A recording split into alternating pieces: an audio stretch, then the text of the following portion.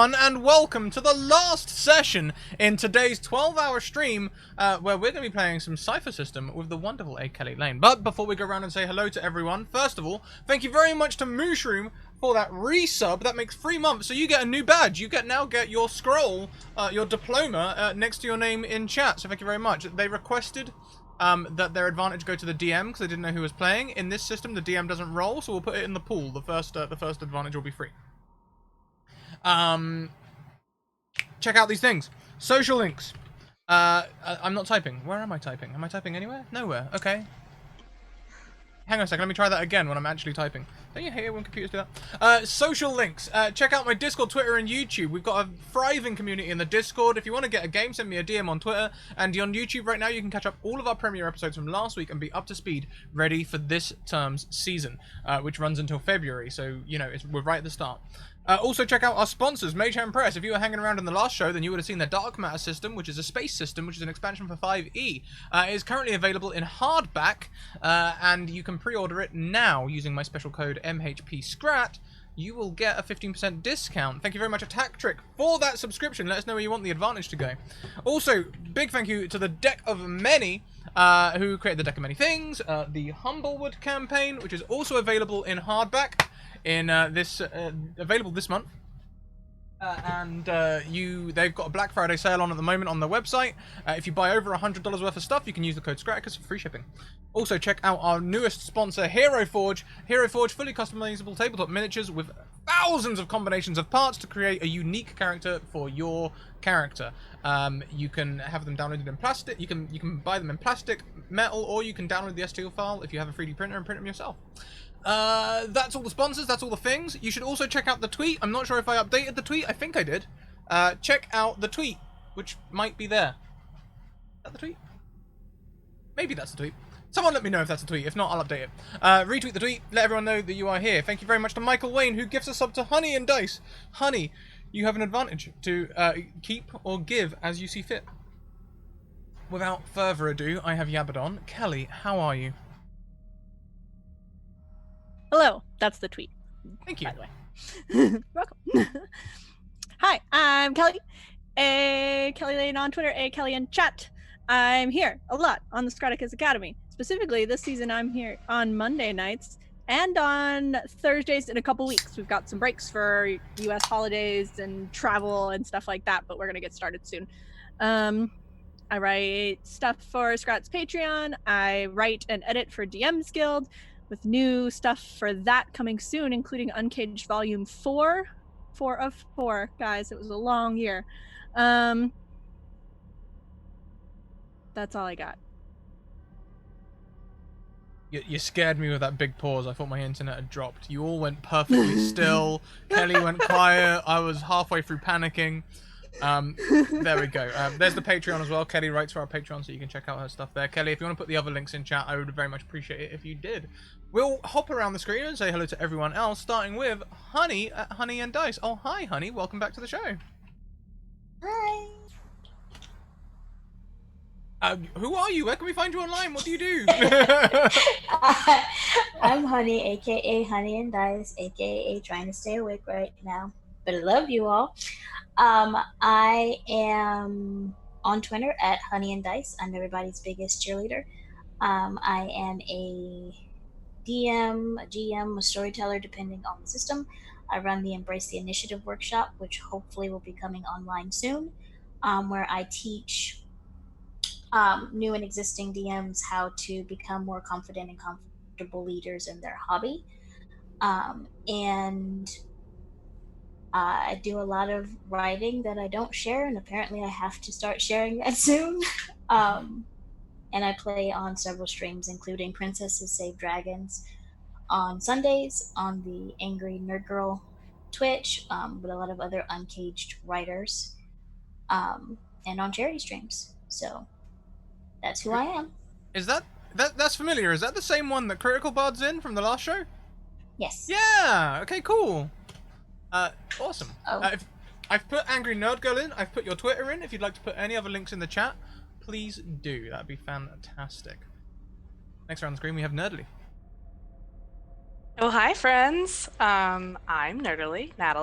I am on Twitter at NerdlyMe. I hang out in the Discord, and I just mostly play here and hang out here. Yeah, some of you may. I know Kelly was definitely at one point that person. Nerdly's my new person that I'm like, I'm gonna drop out. Nerdly, are you free? Which, luckily, right now has been working out great. I'm very excited. It's like the second time in a week I've done it to her, and she's been wonderful. Oh yeah, so me last holiday season. Yeah, you last I had holiday 12 season. minutes. 12 minutes to get ready to go live.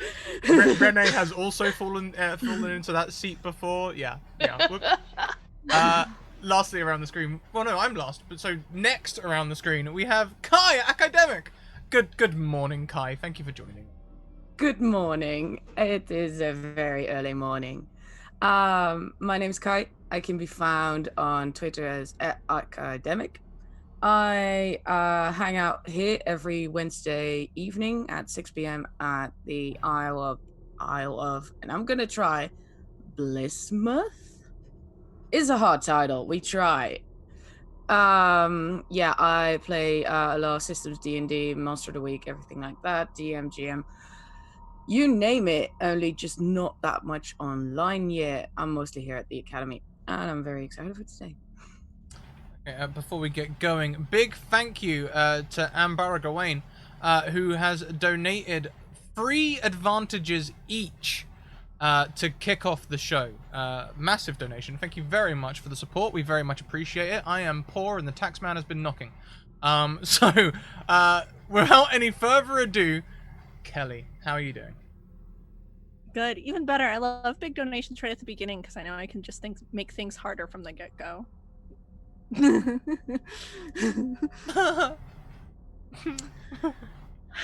Okay. Uncomfortable laughter from the players. Everybody gets real quiet and real nervous. Awkward. Okay, so today we find our players cast squad group on Mars in the year 2121.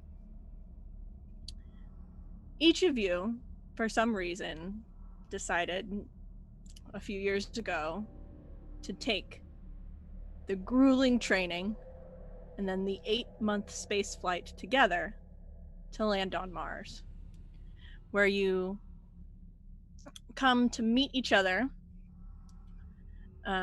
get to know each other on the space flight. You've been together for quite a while.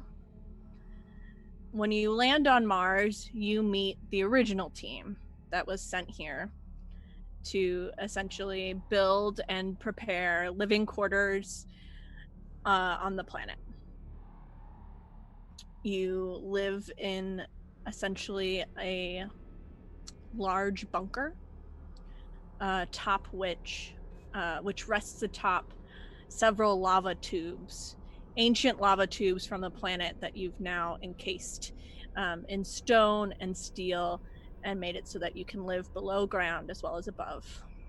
You have everything you need between dried goods and a very small garden, as well as the ability to draw water and oxygen from the air around you. You wear special suits that keep the pressure on your body well enough so that you don't explode, and that also keep you warm in the nights that drop to minus 80 Fahrenheit, minus 60 Celsius across the planet. The days here are just slightly longer than Earth, so you don't have really aggressive adapting periods. And your team's goal is to help the original team map the planet. So you basically serve as cartographers that are out there exploring different regions of the planet, creating fine maps, and using your newfound knowledge to begin to predict and experiment with the process of terraforming the planet. Back on Earth, a combination of extreme weather and solar radiation is making it harder and harder to live, and you all are the hope of the human species. A few days ago, the original squad, another group of 5, went out on the next cartography mission to map the Noctis Labyrinthus, which is an area of the planet known for its steep cavern walls, essentially a series of gullies and canyons spread throughout miles. Their goal was to head out, spend 2 days mapping, and come back and report how far they've gone, while you all hold down the fort to basically take your break. However, they were supposed to come back 2 days ago, and you haven't heard from them. You've reached out to them on communication devices, and all you get back is static. You've communicated with home base back on planet Earth at the international consortium that sent you up here, and they have decided to send you out to look as a rescue party, hopefully finding the lost souls of your other half. You may have different feelings about this. Some of you may feel guilt-tripped. Others may feel unprepared. But I want to go around and introduce each of your characters, having you share a little bit about who you are, why you decided to come to Mars, and how you feel about going out on this rescue mission. And we will start with Mary Makepeace. Hello, I'm Mary Makepeace, and I'm simply on this trip because my twin sister decided she wanted to go to space. We do everything together, so naturally, we did this together as well. She's also part of the expedition that has not yet returned. I am what you would call, some say that I'm graceful, but a skilled and knowledgeable, trained soldier who delights in calculating the incalculable. There's a certain level of peace between what is and what could be. The unknown variables make life more exciting, while the known reminds you that you're living.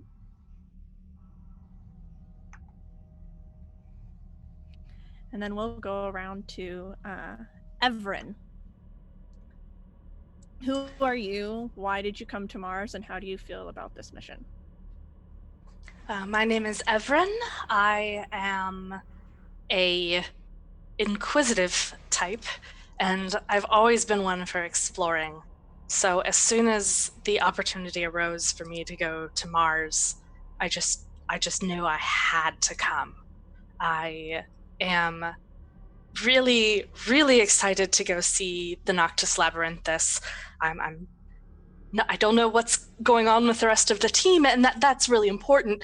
But I am so excited to go to this place. I've been hearing all about it. I have studied Mars most of my life, and I am just so excited to go.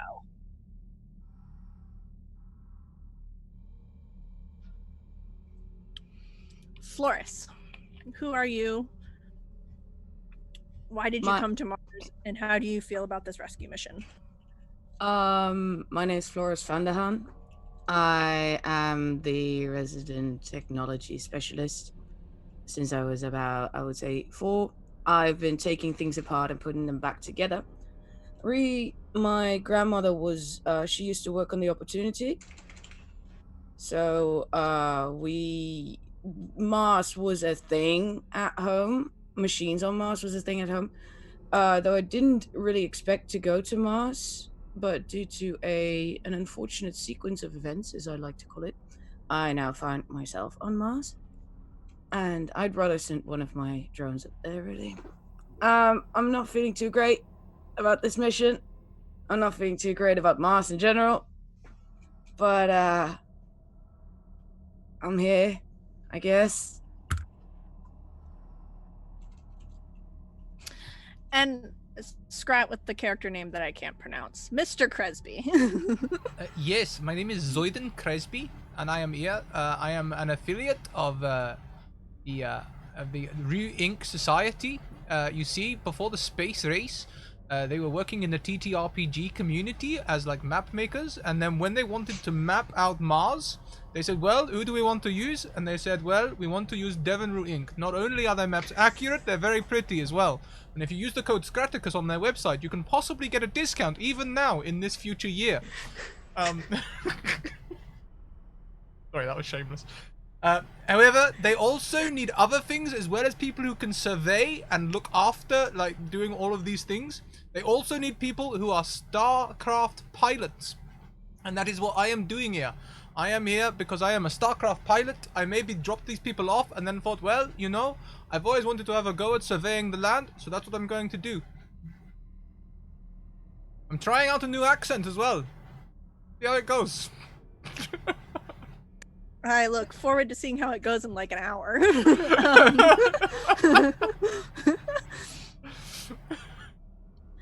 Okay, so to let chat know, a lot of us here, probably except with the exception of Scrat, maybe, are new to Cypher System.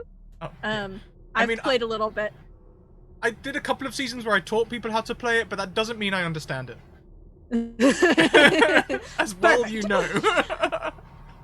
So we're actually going to open with you all preparing for your trip, and we will have some opportunities to make some essentially practice rolls to get used to how this is going to roll. To roll. That was not on purpose. Anyway,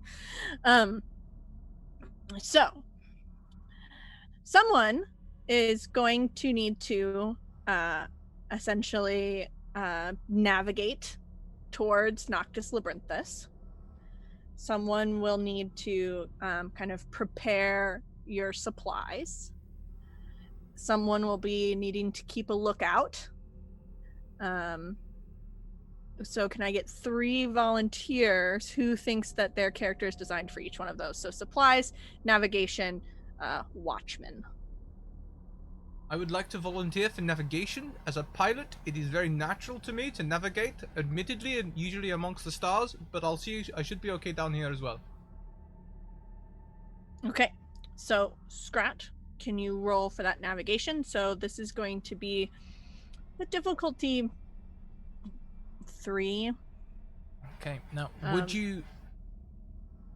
my character sheet says I am trained in piloting. It says while most piloting is reflexes and would be speed, reading gauges and dials would count as knowledge. Could I use the knowledge portion of that? Sure. So that will take you down to a difficulty 2. I'll use my intellect. No effort.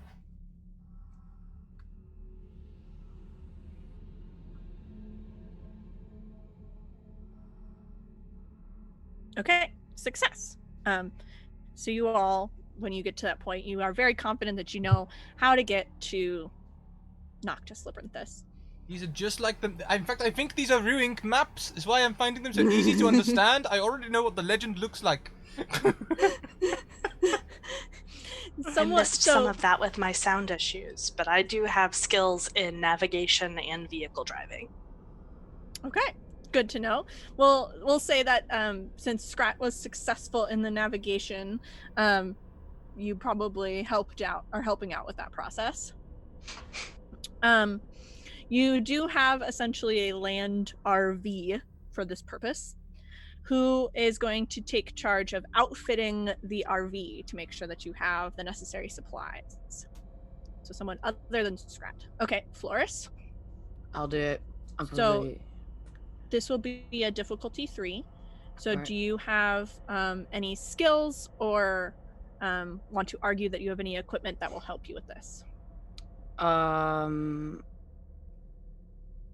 don't necessarily have any skills, I would say, but I could argue that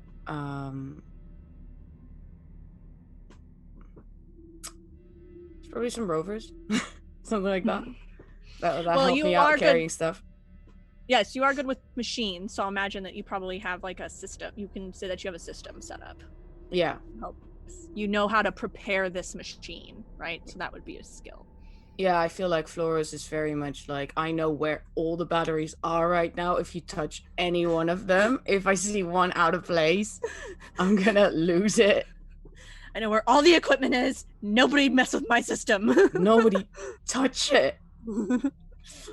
Okay, so that would bring your difficulty down to a 2.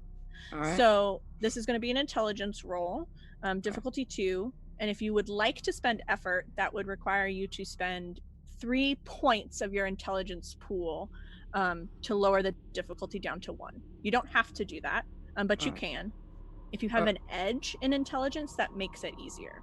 I have an edge in intelligence. Okay. So if you want to spend 2 points of your intelligence pool to take it down to a difficulty 1, you can, but you don't have to. All right. How do I'm clicking on the intellect. Do I have to? Yeah. So It says, right above your pool, there's a little intellect button, so you can click it. it's not working. Help. Hold on, I'm gonna open my sheet again. Oh, no. Oh, here it is. It just 2, right? Yep, difficulty 2, unless you wanted to use your pool. Submit effort roll. Submit. Okay. So, oh, you just rolled real bad. Yeah, I just rolled really bad. So, Somebody moved his stuff. So somebody has messed with your stuff. Something is not where you want it to be, and you think that you've done an okay job prepping for everything you need. You think you have everything you need, but we'll see if you do in a minute. Okay. And then who wants to keep an eye out while you are traveling? I believe I have some experience with that as a security analyst. Okay. Yeah. Okay.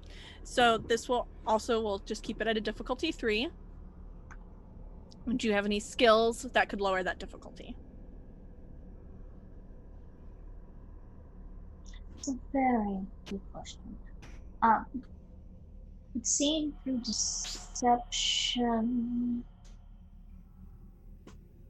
I don't believe I have a specific skill that would deal with that. I have seeing through deception and all that training with balance and careful movement. What exactly am I keeping a lookout for? Just anything that's going on.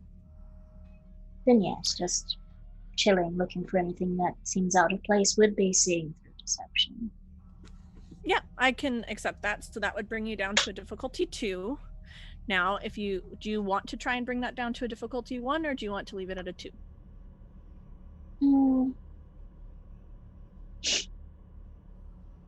We'll leave it at a 2. Okay. So roll that intelligence for me. That's intellect? Yeah, so intellect, and it'll prompt you to what difficulty level, and then it will prompt you if you want to use any effort. So say no. Or just put 0 on the effort. Thank you very much to that Kayla person who comes in and donates free advantages, but Kayla wanted to gift free advantages to the DM. Unfortunately, in this system, Kayla, the DM doesn't roll.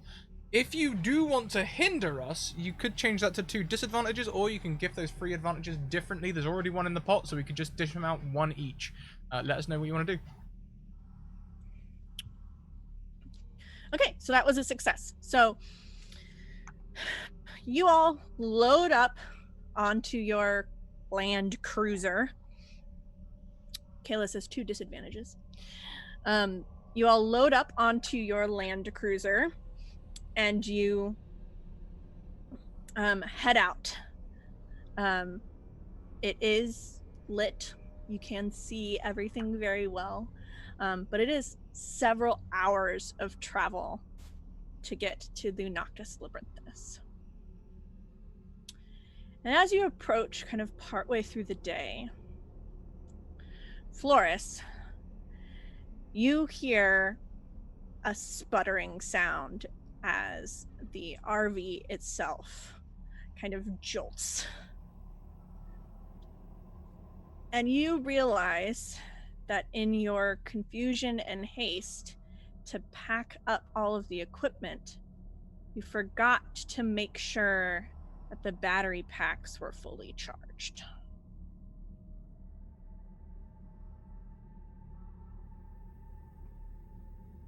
As you all grind to a halt out in the Martian desert. No, there's no need to stop. No, you keep going. It's all right. The map says we just keep going. Yeah, I'm trying, but we don't have any juice left.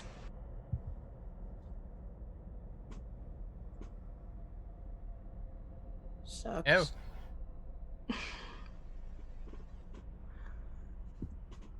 Well, I don't want to freeze out here. How far are we? Are we like... Would I know that from my previous navigation check, or do I make a new one, or? You would know that from your previous navigation check, so that was kind of, you know exactly where you're at and how to get there. So you probably have like an hour's walk. You're getting pretty close. You almost got all the way there. You probably have an hour's walk to the base of the labyrinth. But at some point, you're also going to have to get back. Well, we're very close. If we were to start walking now, I reckon we could get there within the hour. But that is not very conducive to getting back. And also, I mean, we're so close that if we can just find some way to power up the car a little bit, it would save us a lot of exercise. Can we come up with something to charge it while we're walking, perhaps? Maybe we could, like, one. Oh no, I'm thinking, and Flores is like going through stuff in the back of the RV. Like, what do I have? Please, hang on a minute. Actually, could I make like a check here? I've got understanding machines, using machines, repairing machines, and crafting machines. Could I like make a check? I've got an idea, but I want to see if my character might have that idea by rolling. If that's what you want to do, sure. You can just make this like difficulty 1 so you can get the roll, or just roll a d20. just don't break it. All right, Luke.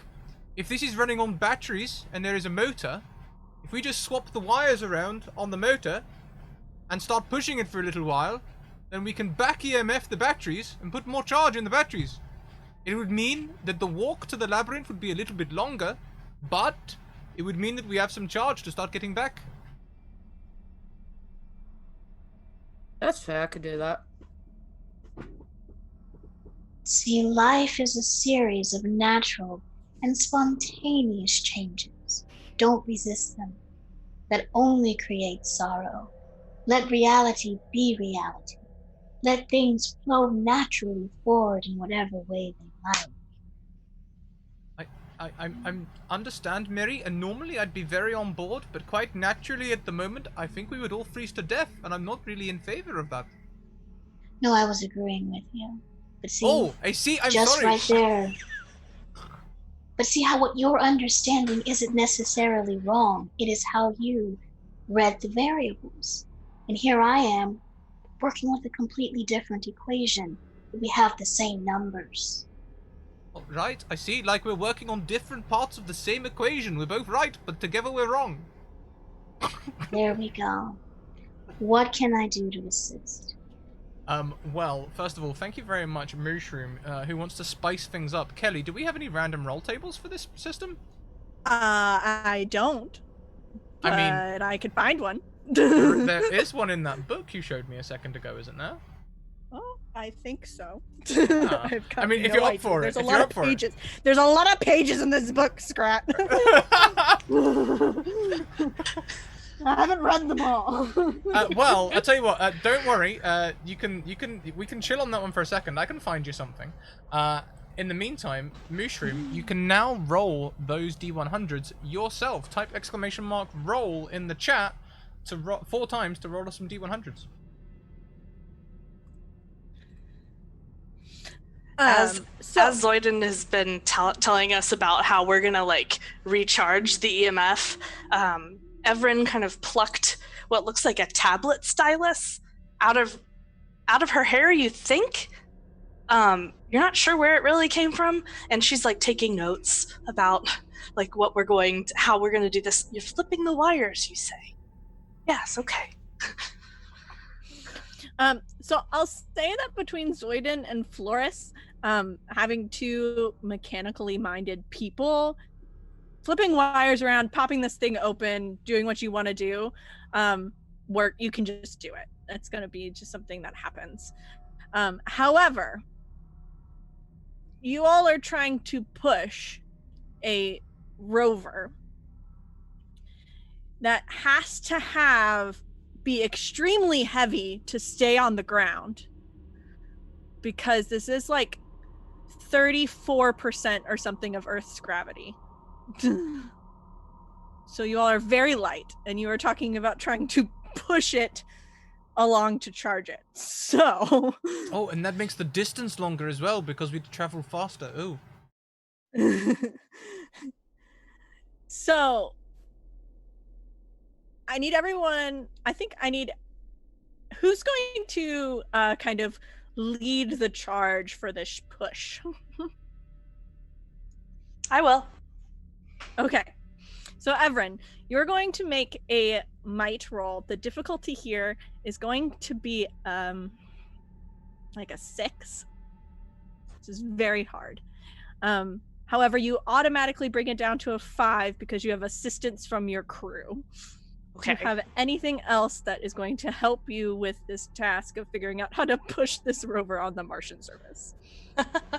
I do have that vehicle driving, so I thought to put it in neutral, maybe? Okay. Maybe you have an idea of how it's going to handle the surface. You know how to like get it to work around like rock piles and stuff. So that's a difficulty 4. And I also have some skill in geography.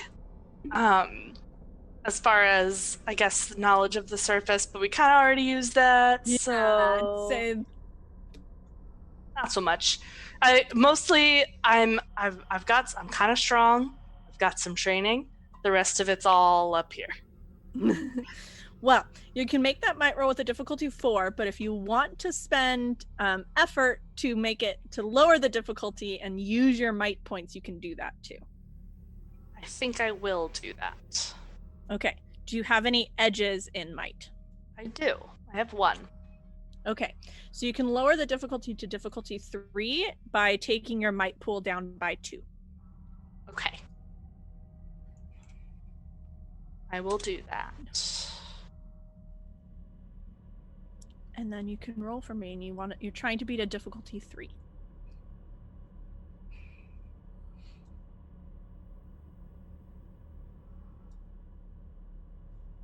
Success. So between the bunch of you are all able to get together to push this rover ahead through the dirt. However, you very quickly realize that what would have been maybe an hour walk left, bouncing along the Martian surface, has now turned into something like a 4-hour trudge through the desert. But you make it there. Scrat, have you got that roll table for me? Yeah, I'm pulling up the figures for you now. Oh, cool. Yeah, I don't think there is. I think I lied. I don't think there is one in the Cypher System rulebook, so I've just pulled one out of my Numenera rulebook. Cool beans. So as you push and push and push, you realize that the sun has begun to set over the horizon, and it's starting to get dark, which means it's going to start to get extremely cold. However, you have the benefit of your suit, which is designed, it's actually a woman who's done this, I looked her up, she's done cool work, which is designed to help you stay warm in these extreme temperatures. So you do have this suit, as long as it stays put together, you're not going to freeze to death. But it's now dark and it's cold, and you arrive at what looks like a wall of stone in front of you. So you see, you've come to the edge of the Noctis Labyrinthus. You see essentially this wall reaching high into the sky of edge of land that just raises and raises of this red and brown Martian dirt and rock. You see through it two separate entranceways that essentially enter you into these wide caverns. One you can probably walk all four of you all across into the cavern. Another you can probably walk one at a time. But they both kind of seem to disappear into the black. However, what you find here at this edge is what looks like the essentially camp location of the rest of your party. You see their rover. You also see this large, basically ballooned tent. Essentially looks like it's something that you blow up. You can hear the machines inside whirring that are used to pump oxygen into the tent so that you can breathe. You see some footsteps and shuffle marks on the ground from them kind of going to the rover and unpacking it and setting up their base camp. But you don't see any of your campmates. Well, how bizarre. Do we have like comms or any way of communicating with everyone? Like, can we like? So you have comms that are supposed to work between the group of you, and you also should have been able to contact the former crew, but you know that those comms were not working for some reason. But you can talk between the four of you.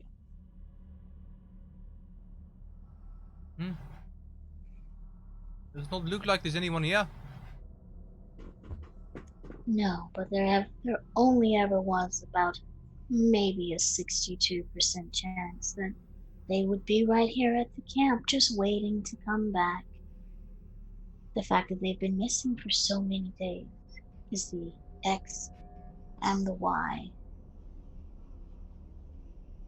Well, do we want to take shelter for the night and try to figure it out, or are we going to continue on a journey into the unknown? I'm gonna be real with you. I don't really feel like going in there while it's like cold as balls outside, so I'm not here for that. Well, I mean, I don't know about the rest of you, but having pushed that rover for the last 4 hours, I don't think that idea was my brightest moment.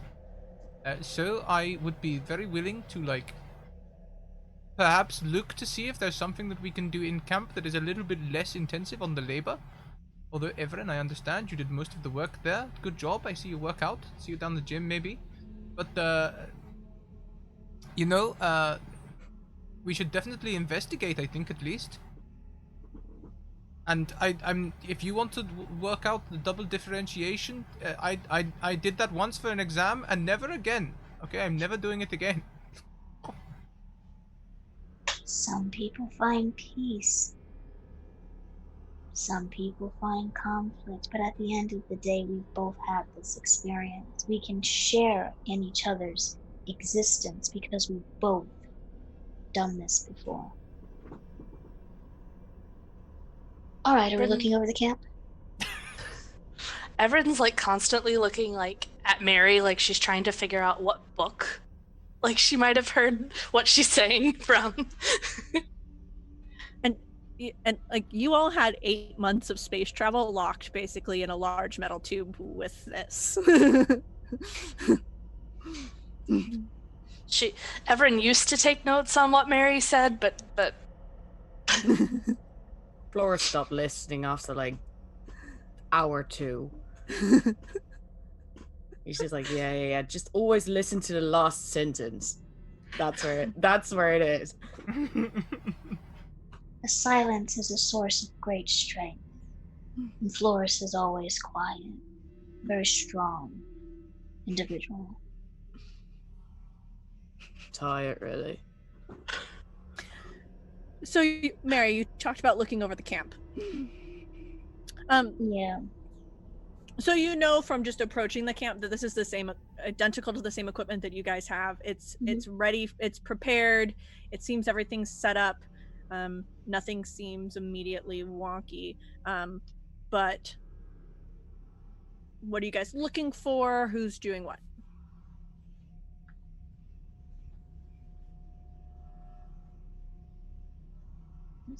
I'd like to go and check over their rover and see if there was anything wrong with it.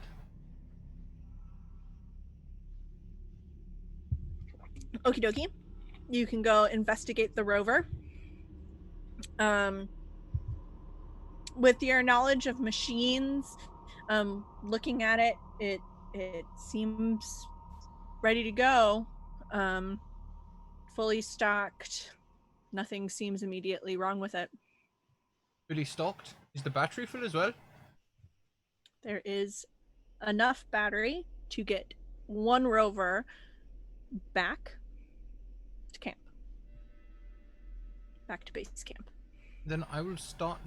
I'm gonna calm everyone and be like, okay, well, their rover looks completely okay, and even the battery has some charge in it. So I'm going to put their battery. I'm going to link it up with our battery, so that we've got double the batteries. I mean, that doesn't look like they're using it.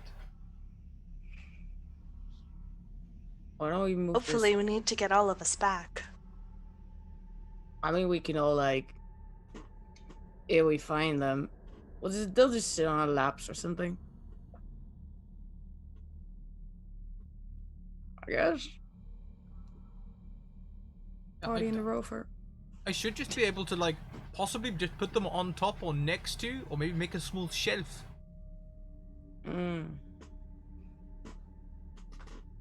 Yeah, we could do that. Can I look over the settlement and look and see, did they leave in a hurry? Was it more of a, like, they were going out for a mission and expected to come back quickly? Okay, so if you're looking specifically for, this is kind of like tracking, essentially. That will be a difficulty 3 intelligence roll. So do you have any skills that can help you with this? I am skilled in archaeology, which might help with some of the, like, analyzing placement of objects. Like, were they, I don't know. I like books. I think that's a bit of a stretch. Okay. So, intellect? Yep. And difficulty was 3. 3.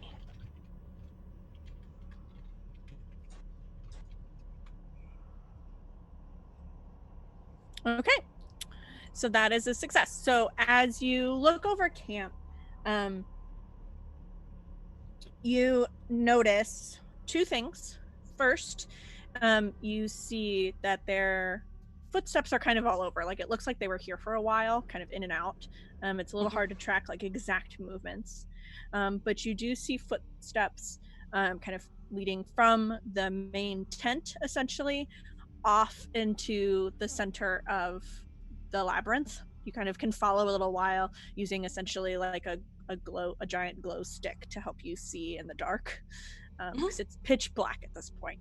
And you can follow and you can get the gist that their footsteps seem to head out to the labyrinth, but you don't see any footsteps coming back. You do notice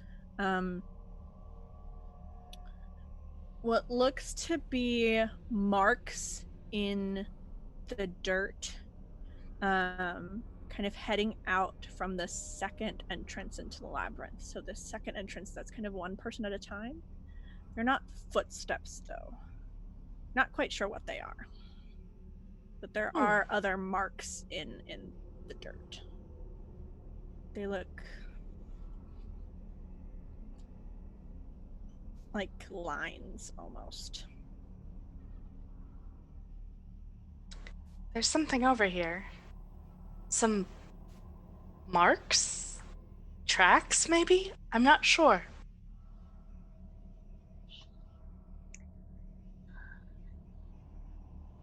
And as this is happening, I would like to go investigate the tent itself and take a Okay. moment to gauge. We can do this one of two ways.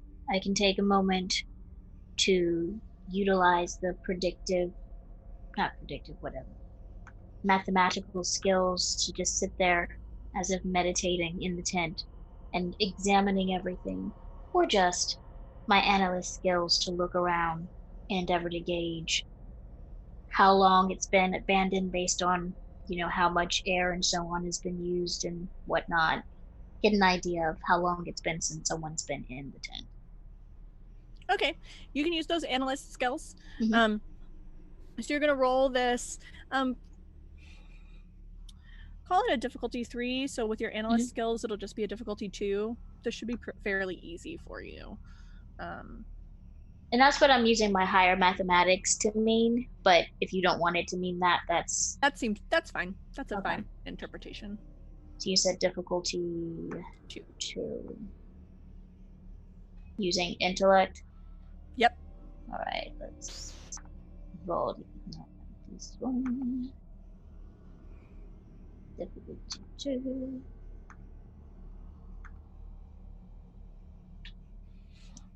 More than enough. Mm-hmm. So as you're looking around in the tent itself, you notice 2 things.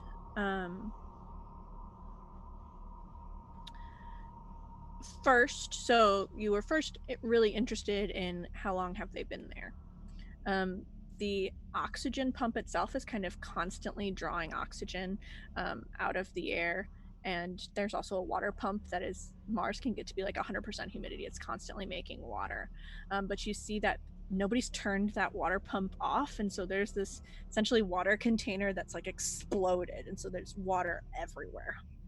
Mm-hmm. You estimate that there's probably hasn't been anybody here for 3 or 4 days, which would mean that they kind of came out on the very first day. Everybody disappeared. Nobody's been back since the very first night. They probably even set up camp and just never came back. You also notice a metal. It's actually kind of right outside the tent. You notice a small metal rod. But it doesn't look like any piece of your equipment. Like, it doesn't look like it goes to anything. It's just a small metal rod that doesn't quite fit in. You don't know where it's from. So this whole investigation takes place as if she's just standing in one place and then looking around slowly, and then kneeling down occasionally and getting back up and just quiet before I'm going to exit the tent. Everin, I heard you speak up about finding something. Yes, there's some lines over here. It looks like the team went in and no one came out. But there are some... I don't know, they almost look like tracks of some sort, but I don't recognize them. Well, they haven't been here for 3 or 4 days. It's a mess inside of there. But water has a mind of its own if left unattended. Perhaps a lake will be formed. Who knows? Floris. Yeah? There's something here. I can't identify it as any equipment I've ever seen. Some type of metal. Alright, let me see that. Floris just sort of saunters over to her. So you're able to take in it. It's this, probably like this big metal piece. It's a rod, a cylinder. And looking at it, you know that it's doesn't match any of the pieces of the equipment that you have. Like normally you've been around this equipment enough that you can find like a bolt and you know that it is this size and it probably goes to one of these 3 machines, and this type of piece doesn't exist. And in fact, it's weird, it doesn't have any screw holes. There's no clear way for it to attach to anything else. But as you play with it and kind of spin it around, twist it a little bit, you very suddenly it just expands in your hands. Oh. And now okay. it's like this big. But there's still no pieces to it. It's just... Okay. This is weird. Wow. Yes. Zoidan, have you ever seen anything like this before? Nah. There's nothing we have on base. I know everything we have on base. Got that labeled. But I've never seen this. I'm mostly just puzzled because it's metal. If you know what I mean?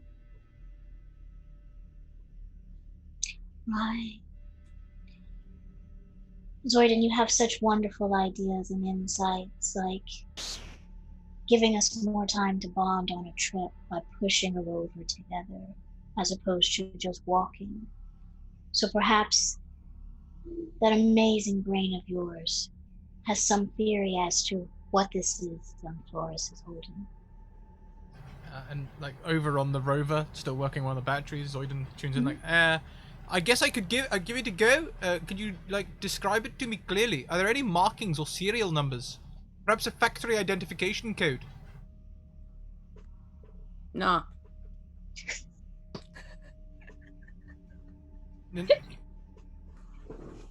Nothing at all? You could maybe just like a brief description of its dimensions. About ye big. No, I would say, and he just like sort of like holds it, puts his. I think it's about 40 centimeters, something like that. But it wasn't.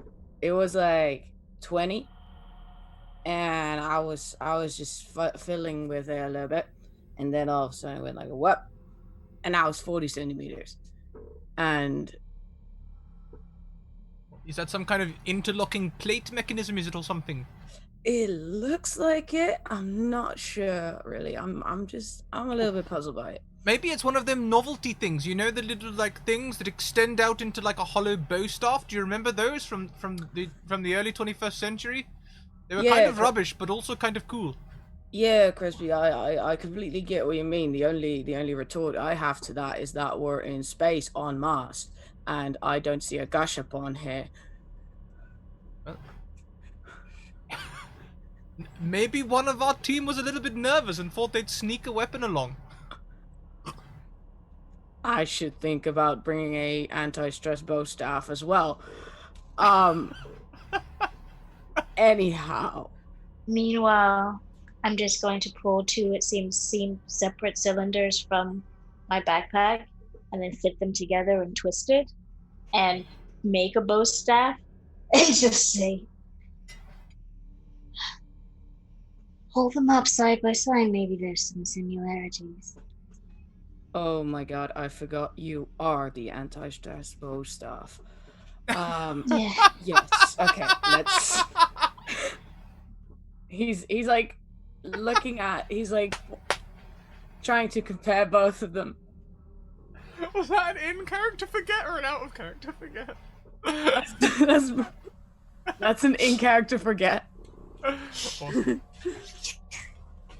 Awesome. Nah, he's trying to compare like the girth or something to I don't know, is that a word? What? I don't know. Is that a word? I'm not a native English speaker. Leave me alone. That is a word. The radius, how like this, you know. Girth. So as you oh my God. as you are holding this up and comparing these 2 rods next to each other. Remember, it's not just the length that's important, also the girth, pitch, and yaw. Yeah, I'm looking at it. This piece of metal, that you found expands again, and it's matches the size of this other piece now. Like it becomes the exact same length as her bow staff, but it still looks like one solid piece of metal. Crispy, it just done got bigger. It's now about, that the bow staff Mary has is about the same size now. Were I you can't holding find- it in a particular way? Were you like oscillating it or something? Yep. How did this happen? What kind of movements did you make to make it increase in size? I didn't. Can I see if there's what happened to it when it grew? If it was in interlocking something? Maybe Or it's a if it- part. Maybe it's a part of one of the tents. Have you tried erecting a tent on it? I don't think it's a tent pole, to be fair. If any, there's money in this, but no. Yeah. Is it possible to see if there's anything that One random item and so much for my horror game. I'm so sorry. It's okay. I just want to know what makes the rod grow.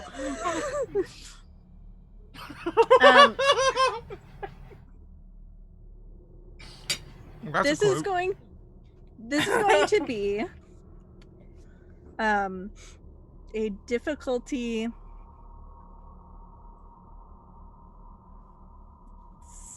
6 All right. to try and figure out more about this thing and how it works. All right. I got a skill, which is called identifying. Okay, so that's a difficulty 5. All right. I don't have anything else. Really. I don't know the system well enough, but can they reduce the effort if I am providing assistance with mathematical, giving him the exact mathematical equations and so on? Yes. So if you have a particular skill or something that Mhm. means that you can provide assistance in the system, then you can provide assistance, and through assistance you can lower the difficulty 1 more. I wouldn't So know that makes what it a that is. difficulty 4. I don't know what that is. Did you have No, to say just so you have a relevant skill to the problem, so you Yes. can help him and he can have the difficulty lowered by 1. Okay. So that would bring it down to a difficulty 4. Okay. So just so you know, that means you have to roll a 12 on a 20. We'll go for that. Let me see. Difficulty 4? Yep. All right. Submit. Oh. So on a 19, Ooh. not only is this a success, but you also get a minor effect. So basically you get a bonus. It's a minor critical success. So, which is the only way you would find out what I'm about to tell you. So through playing with it, you've held it up to the bow staff, you realized it expands. You go and you pull out another piece of metal piping that you a spare piece of something, and you hold it up to it and it shrinks to be that size. You hold your hands out and it expands to touch from one hand to the other. You realize that somehow this metal piece is expanding to be whatever size you need it to be. Somehow it's inferring what size you want it to be, and it's expanding to that size. However, trying desperately to figure out how this is happening, this is tech that does not exist on Earth. Can I make it? This is nothing that could have been left by your party. Can I make it smaller? Mm-hmm. So you can kind of run your hands down it and hold your hands a little ways apart, and it shrinks to fit that space. This is about the coolest thing I've seen so far. So I'm gonna put this in a little box, and when we get back, I'm gonna expect me to not leave the room for a while. I'm gonna figure how this works. I'm gonna make this happen. He looks excited for like the first time you've seen since he's been on Mars. See, eventually there's a variable that completes an equation that brings you a little bit of joy. Flores, embrace this new discovery, and we, as your friends, support you. And also, it looks like they haven't been here for several days. There's water flooding the tent, all over the place. It looks like the tanks exploded, so I think they're You hear all sorts of noises on Mars. I think their curiosity got the best of them as well. All right. I think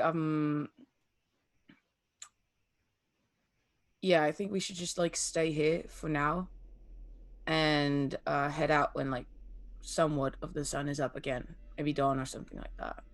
Take as much of the day as we can, because I don't know about you, but I don't want to get stuck in there when the sun goes down. I'd rather do this in about maximum of 8 hours. Zoiden, how's the rover coming? Have you come up with another out-of-the-box idea in regards to our transportation? No, honestly, I looked at it for a long time. I considered installing a new shelf, and then I thought, you know what? Fuck it. I just connected up the connectors and duct taped it all together. All right, duct we're taped? gonna rest. Will I'd the like to come Fit closer. into the labyrinth? Hang on a minute. What did you There was say, a little Avern? bit of there was some breakup there. I think a couple of you maybe came through at the same time. Sorry, I'll go back to official communications. Zoiden requesting a repeat. Over.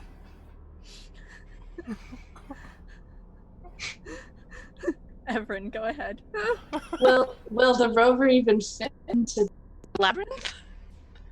The Mars atmosphere is breaking you up a little bit. Can you try that one more time? I believe Everin asked if the rover would fit into the labyrinth, and you don't think so. You don't think that you can drive the rover into the labyrinth, and you also know that like this is a labyrinth of gullies and caverns and creases into the ground, so there's a very good chance that the rover would like collapse into somewhere. Like there's a good reason that they walked into the labyrinth rather than drove their rover. The rover is really just designed to get you here and back. Yeah, no, we can't pull. If we can't pull the labyrinth into the we can't pull the labyrinth anywhere. Scratch that. We can't pull the rover into the labyrinth. It'd be too dangerous. There are too many creases and folds. We would lose the rover within minutes, I think. You were right, Kelly. About an hour and a half, and the accent starts to slip. I believe Mary was proposing. Mary and Flores were proposing spending the night. Is that accurate? Yeah. Okay. And you all are able to spend the night. Do you erect your own tent, or do you use the camp that's already set up? Well, How one of the flooded tents- is the tent? There's a corner that is very damp right now, but the ground here is very dry and it seems to be sucking up a lot of the water, so it's not like you'd be sleeping in a lake. It's just like the corner is very wet. I mean, you say water, I say free oxygen. If we can just set up an electrode and a diode in that little lake. Or we can utilize the pumps that already are pumping oxygen into the tent. There are so many variables here, Zoiden. I love the way that you think. You look at the obvious, and then you look beyond. That is the most poetic way that anyone has called me out on my bullshit, Mary. Yeah. That was Scrat talking.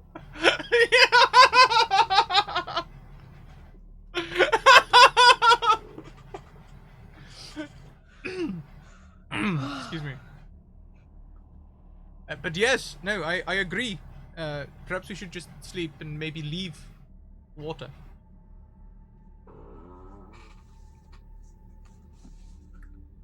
Well, I'm going to begin my meditation and rest.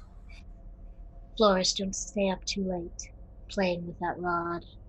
Zoidon, please do not disconnect or reconnect anything while we sleep.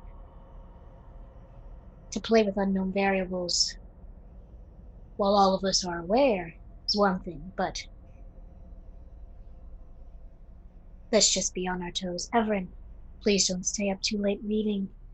Your brain absorbs so much knowledge. I know that it's something that can never be quenched, but we must get our rest. And then I just walk into the tent, find a corner, sit down, and just go into my place of zen. Are you here, Mom? Off to bed, kids. Yep. Look, Flores, don't point that thing at me whilst we're sleeping. I don't want to be shafted in the night. I'm not pointing anything at anyone. Tonight. Good to know.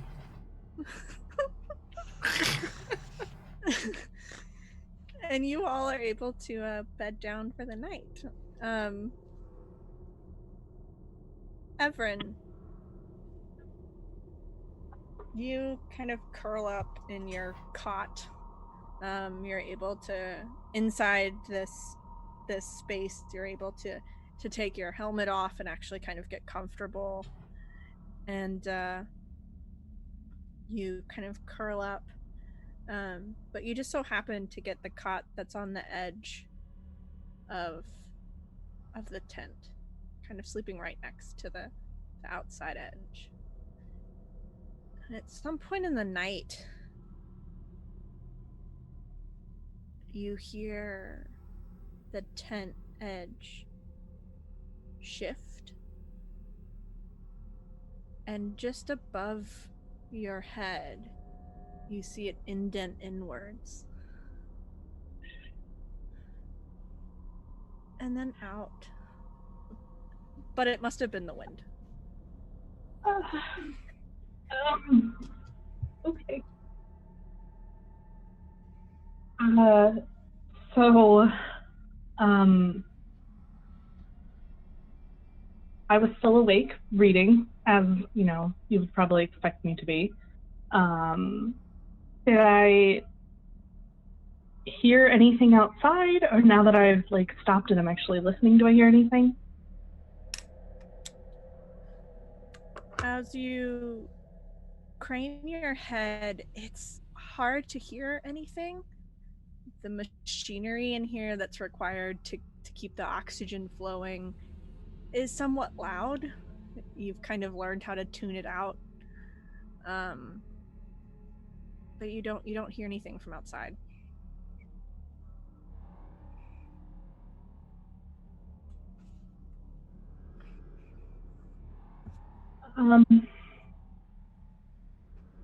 Is everyone else asleep?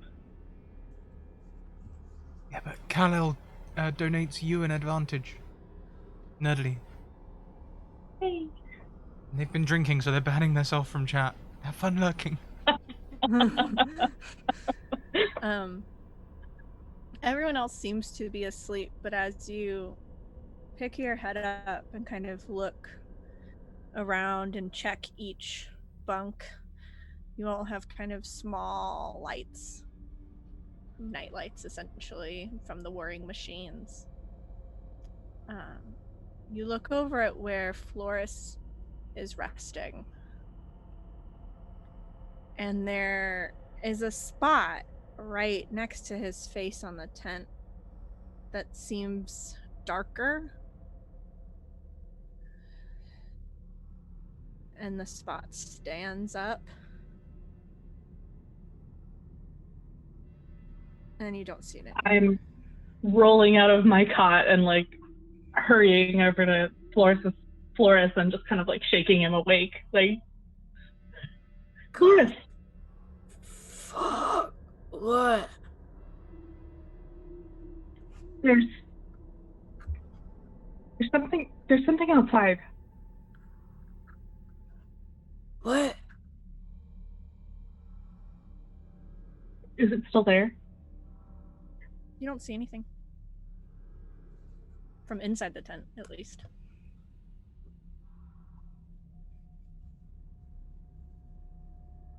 Something outside? There was a shadow. Is it? Um, It's night. There's a lot of shadows about. He like sits up. He looks like.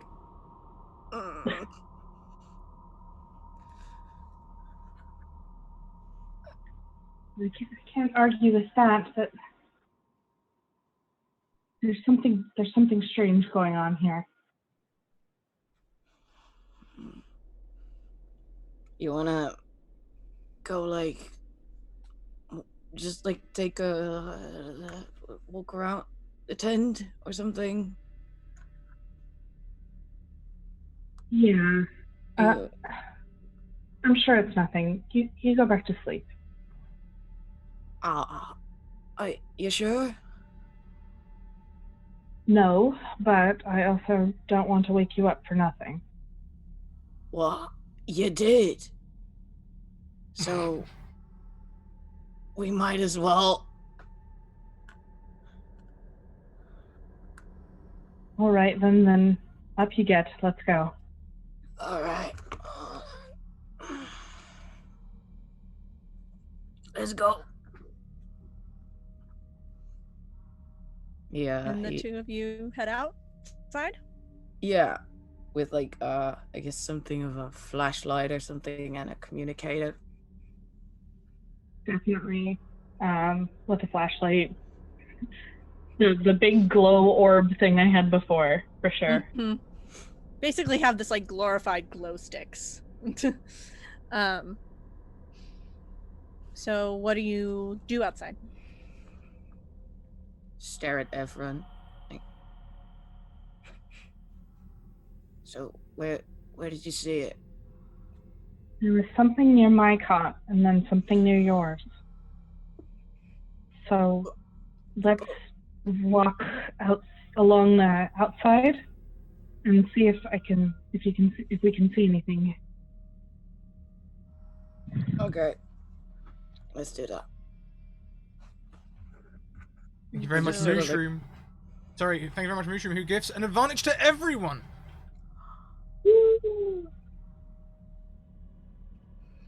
So essentially you go out and investigate. So Oh yeah, we've got to start using up some of these advantages. Everyone just roll everything with advantage. so I'm going to use the advantage. this will be a difficulty 4, or let's make it a little harder.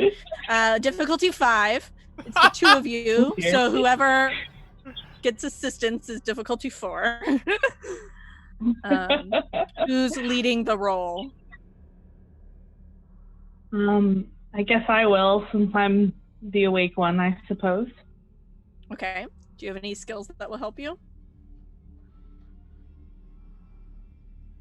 Not really, no. Oh no, that's an inability. Never mind. Okay, so roll, and I'm assuming you're using advantage. Yes. So roll twice, the difficulty 4. With intellect? Yes. Okay.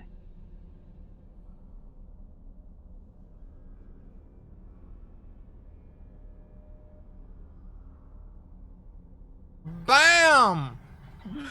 Roll again anyway to use that advantage, but you literally can't do any better than that. So, so Oh, yay.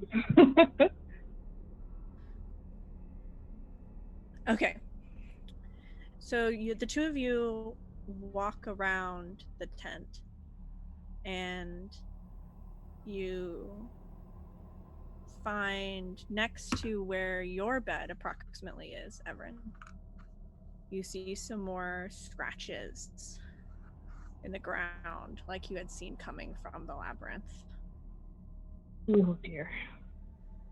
And as you continue around to the other side, over here you find two things. The first is a small device. Florist, you recognize this immediately as essentially the piece of your suits that is the communication device. You find one, and you see over here, you don't see those scratches in the ground, you see boot prints on a 20. You know that these boot prints match your suits, but they seem to be pressed into the ground much lighter than if it was a human weight that kind of came down on them. And with that, we'll take a break.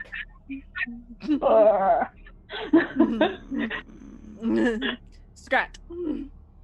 Hello. So with that information, we will take our break. Mm-hmm. So over to you. Fantastic. Yes, I see. Yes, I will take over for the break wrap up. Thank you very much. We are going to. I was like, okay, let's go. Scrat is tired.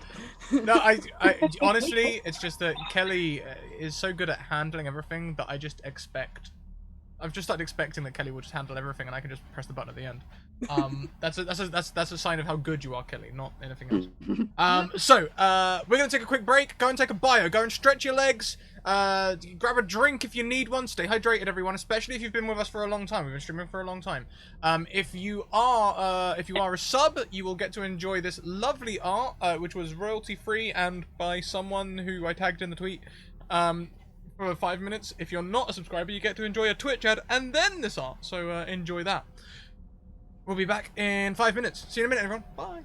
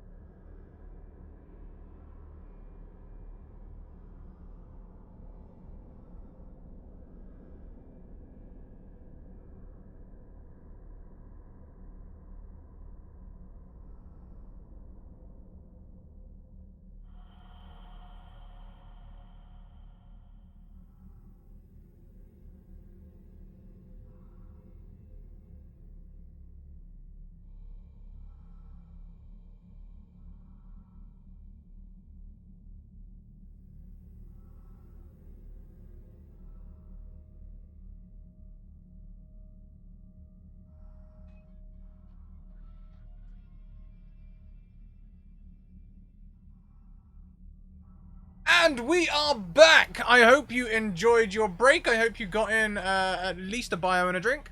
Let's go back to it. Oh, hi, Kelly. Hello. So when we left, Floris and Everin were outside of the tent. They had recently found some more scratches in the ground, as well as boot prints from a very, very light individual wearing one of y'all's spacesuits.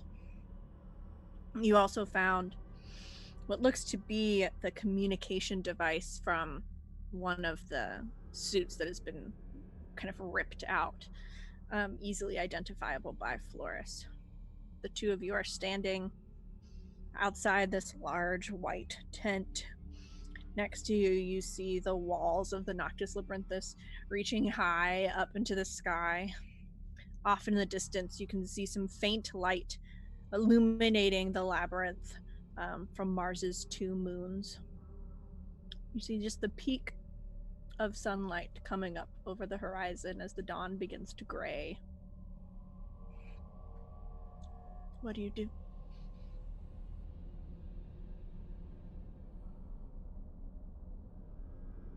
Efren, what the hell? Don't know. I saw these scratches over by the other passageway. I have a bad feeling about this. Hold on. Flores goes to the rover, their rover, and he retrieves. I'm pretty sure we have that. That's what I'm saying. Something that can take pictures. Yes. Yeah, something like that. I don't know what we're using. We're probably using some fancy space camera or something, because iPhone 5s don't work in space. Phone 25. The Google Pixel 17. There you go. Yeah. And he's gonna take a picture of the scratches on one side, and then of like the boots on the other side, like of what they found. Okay.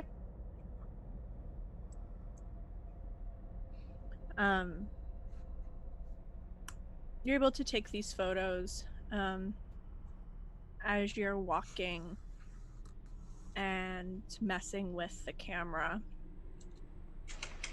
I'm gonna do a GM intrusion, which is a thing in this game. So you can have an XP, and you can gift an XP to somebody else, which allows you a reroll after the fact, essentially.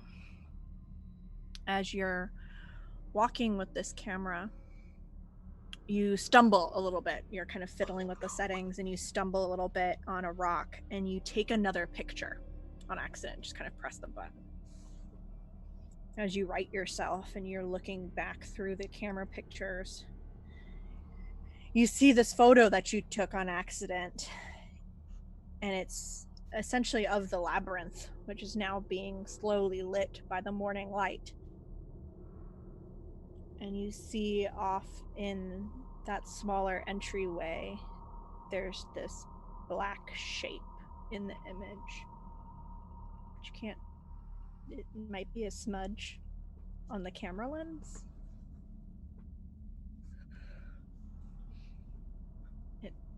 It's just a fuzzy shape.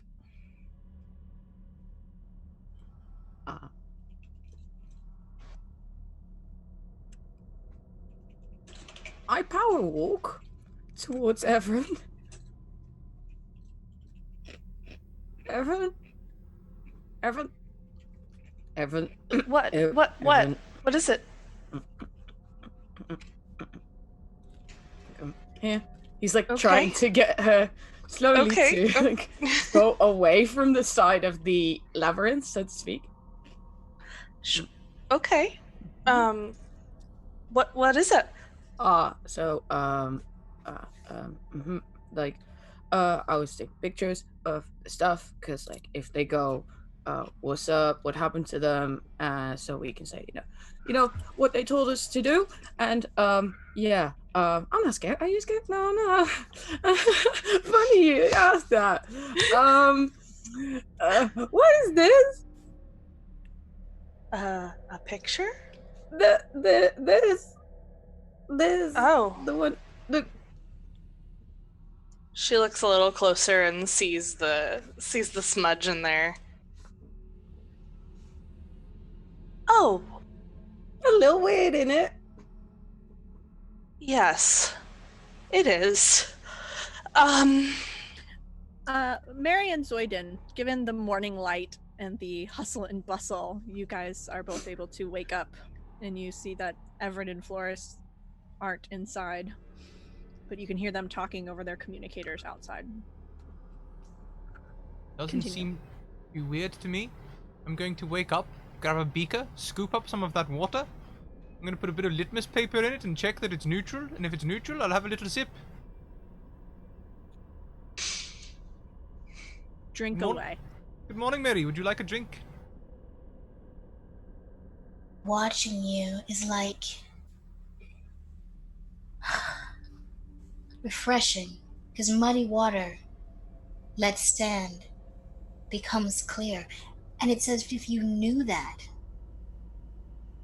And you just went for it. I mean, we're on Mars, so it's just water on top of ice, really. Yes. Ooh, I wonder if it's got, like, Mars rocks in it. Maybe I'll become, like, the Martian Manhunter or something. Did you read comics? Yes, I enjoy the complexity of social dynamics that you can find in a picture. Also, where is Flores and the... I'm going to go look for our other companions to see if they also are parched and you can share your tent water. Alright. If they're making breakfast, I would like to have some too. I will make sure. I think the options are going to be rations or rations. But the fact that we have a choice speaks volumes to our situation. And I just walk out the tent. Flores, Everin, You see the two of them bent over this camera, like pointing at some picture.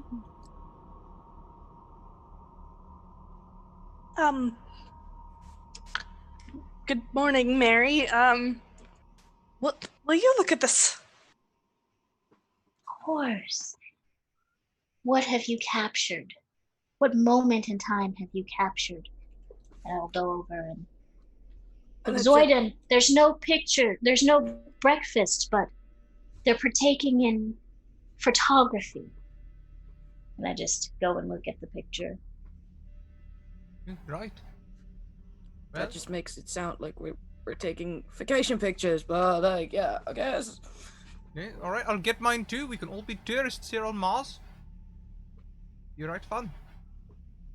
I'm joking, of course. The rover is ready to go back. Okay.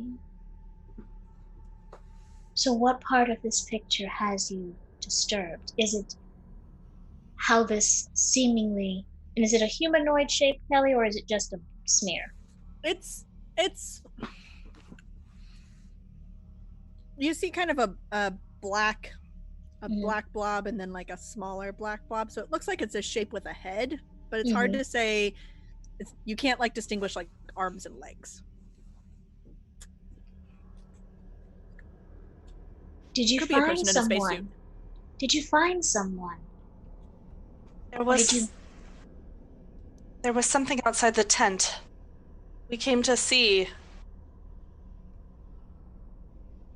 I see. And yeah. Wow. Flores, how did you interpret this? Well, I didn't see the thing she saw. I just woke up. Apparently, it was somewhere close. He sort of looks at everyone like, "Please say no." Anyhow, so we went outside for a lap and we found, and he shows you the other pictures of like the other stuff they found, the scratches and the communicator and the boot imprints. Well, I don't like the look of that. It looks like someone's suit was sabotaged. They wouldn't last 5 minutes out here without their suit. The thing is, why? I mean, if they did not do it themselves, what? We're on Mars. It's not like we're in the Amazon or something where potentially somebody else could be. Like, There is more unknown than there is known. That's why we're here. GM, I have a wrist computer. Can I pull up the roster of all of the people who were in the expedition and their suit sizes and shoe sizes and so on, and try to do an analysis on who may have that same size footprint or whatnot from the roster I may have? Just eyeballing it here from a mathematical perspective. It's probably a complete flop, but just... Yeah, so this will be an intelligence roll. It's mostly what we've been doing today. It'll be difficulty like 6. Because let's make it difficulty 7 because you're trying to tell size of like a fairly generic spacesuit here. Okay. Well, that was my main thing. If the spacesuits are just one size fits all and you fit into it, kind of like a personal thing, that's a little bit different. If they have to be custom fitted so that they go to each person, that's another thing. So wasn't sure how the suits are designed. So you can you can figure out you can probably figure out who it is. It's just going to be really, really hard to do so. So that's why it's such a high difficulty. Trying to see if there's something. So I'm using the wrist computer. Okay, so that would be a 6. Takes you down by 1. Could I help her out? Do you have a relevant skill? How would you be helping? I have a skill. I'm trained in identifying. Okay, so that brings it down to 5. All right, so you have advantage. I am going to use one of my advantages. It says say that before you do it, but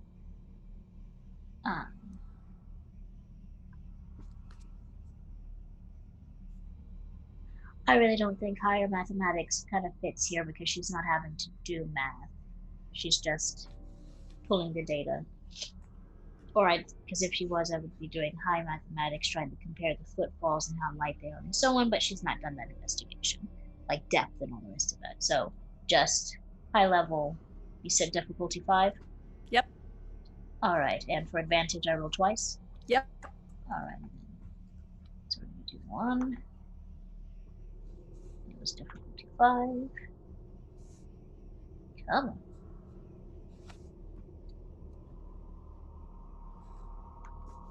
And no effort, correct? Unless, if you want to spend effort, you can, but that's spending your pool. So that first one, that's why advantage is created.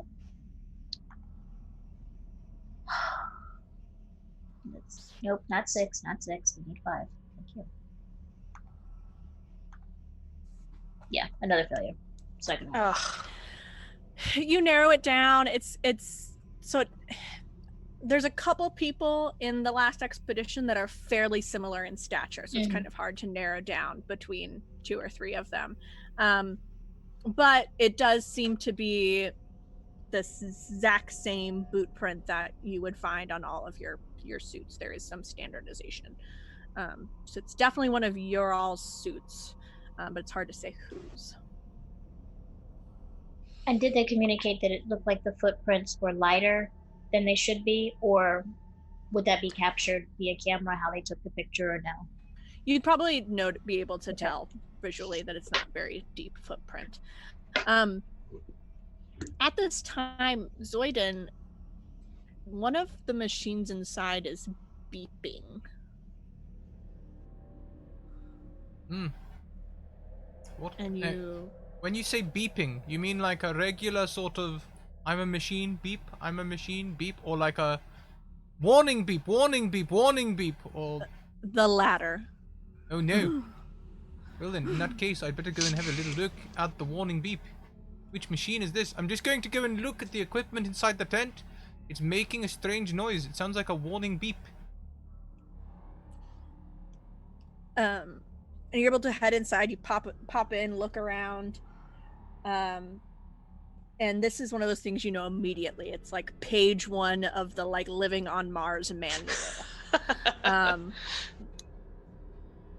This is a machine that measures weather patterns. So you all have kind of weather radars set up, kind of scattered throughout the planet, the explored areas at least. And this is beeping off that the wind is picking up. And a sandstorm might be coming your direction. Yeah, right, well. Hey everyone, that's the weather machine. Fortunately, Bill Weathers is telling us that there's going to be a sandstorm coming in any minute, so we best take shelter.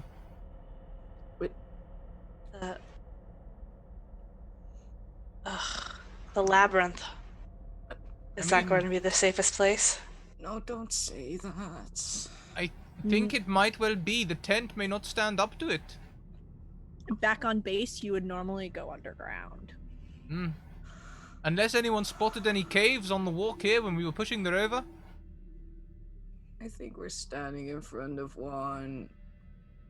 Well then, alright. Let's go into the labyrinth then. And as What's you the make worst this that can happen? As you make this decision, you can feel the wind whipping towards you. And it's fast and violent, and it actually picks up the sand, and the small rocks start to pick up and fling at you. And your immediate panic is what happens if it cuts through the suit. The suit that is letting you breathe, the suit that is keeping your organs intact. Grab stuff now. Alright everyone, let's go. Grab a battery. Do the rovers kind of like close in on themselves for protection or anything?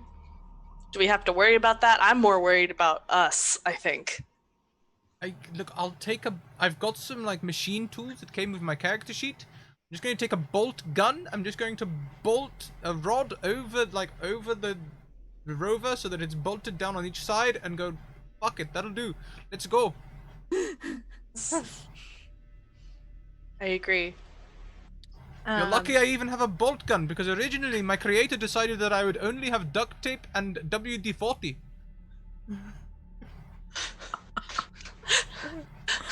It's good enough for Earth, it's good enough for Mars. And as you all make a break for the labyrinth, 2 questions. 1, which part of the labyrinth do you go to? The wide section or the thinner section? Which one is closest? I have a strong case for not the small section on camera. But that's also the place that our friends went, right? So your friends went through the wide section. Okay. It is also more open. So less protective. So less protective. But that does seem to be the direction that they went. And it's not no protection. It's just, your risk calculation is slightly higher risk. My second question is, can everybody roll me just their raw speed? If you have, and there's no difficulty level for this, I just want to see how fast everybody books it. Can I also use one of my focus skills to keep me from getting hit by these rocks? Sure. There's not. I'm not making you roll for that right now. Oh, okay, never mind then. But I will keep it in mind. Okay. But if everybody can just basically roll me a d20. Alright. Is there a difficulty level? Or... No, just roll. Difficulty 0. I should also point out that I have a special ability here called Ward, which means that I have +1 armor. Me too. Me too at all times. We are so fast. Oh, hold on. I'm very slow. I have Also, my speed defense stuff, but I don't know what to do anything. 17. Oh, which is Oh wow, So, solid rolls. so Everin, you take off. We are not screwing around. what is it? So, Everin, where do you go? Do you go to the big one or the little one? Because you're out in front. Yeah, I go to the big one, the same place that my friends went. Okay. Does everybody follow? I will follow, but with my 18, I'm not going to be tearing ahead. I want to make sure that everyone is okay. So you want to hold up the back? Not necessarily hold... Well, yeah, why not? Yeah, I'll hold up the back. Okay. So, Erin, you tear off. You tear to the center. And you bust in there. And the second you kind of hit the edge of the labyrinth and you feel these walls are looming next to you, you feel like the wind is dying down. You look down and you see a few spots where you're frayed a little bit on your suit, but nothing that's broken through. And the wind itself seems like you can feel it whipping through this thing like a wind tunnel, but it's not coming straight on, so it's not super hard, and you feel like you get stung a little bit, but it's not too bad. Flores, you bust through and make it up there. Mary, you were so focused on what was going on, trying to make sure that you can figure things out, that you were a little bit distracted when everyone else took off. You were like in the middle of figuring out how long that the storm would get here and take off, and then you get there and you feel the same sense of calm. Zoidin, as you come up the back, you're getting pelted pretty hard. Oh. And you're having to kind of duck and dodge through these stones to avoid getting hit and to avoid getting damage to your suit. Yeah. So, difficulty 5, speed. Quick question. Yes. Zoidin got an 18 and I got a 14. He chose to take up the back. Oh, okay. So I put him as the last in line. I have the duct tape, you see, so I was staying at the back in case anyone's suit got messed up. I have pilot's reflexes. Do you think that might apply here? Okay, yeah. Okay. I'm going to roll with advantage. So is that difficulty 4 now? Am I mathsing right? 4.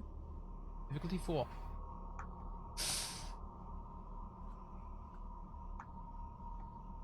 That's 1. That's a failure. With advantage. That's a failure. So just as you're about to slide into safety, a large piece of stone comes rolling at you and slices through a bit of your suit. Not enough to cut your skin, but just enough that you can see that your suit is starting to pull apart. I like and you gesture slide at in someone. and meet with the rest of your friends. I like gesture to someone with the duct tape. Look, patch me up quickly. Look, I'm in danger. Yes. Ugh, shoot. I have a I'm telekinetic. Can I try to like push that stone away to keep it from hitting him?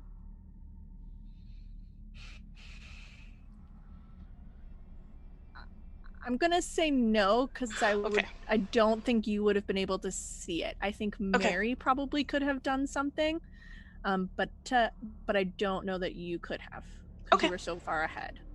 Sure. Thank you very much, Sphinx, who gifts a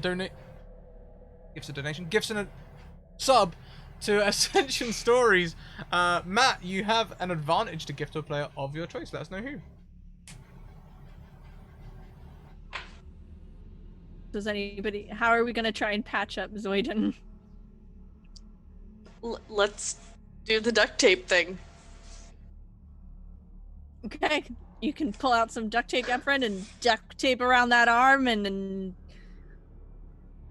pray to whatever you pray to. Mary, I have. I as was gonna this say I is have a. Sorry, never mind. as this is happening, and you're kind of scanning, you feel some stones crumble from above. And you look up, and 200 feet of wall stretches on either side.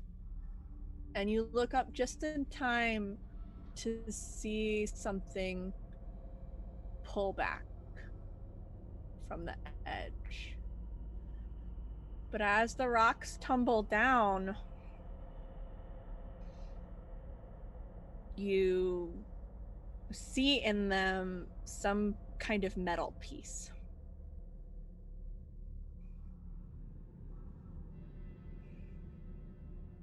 So rocks are falling with metal in it.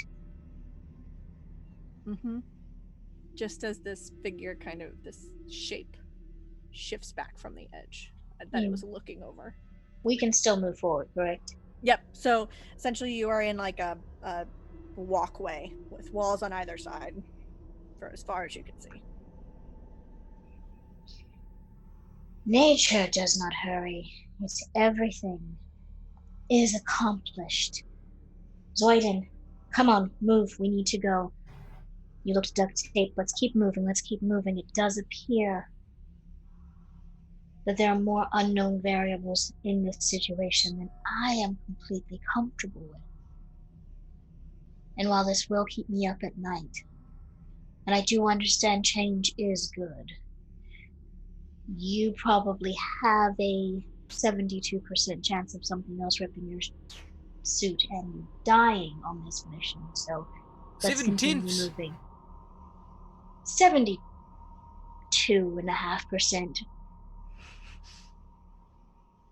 That adhesive is only going to keep so much in, and I have a breather that can extend it for about 8 hours, but numbers are numbers. Mary, you've made your point. Why are we still standing here? Let's go.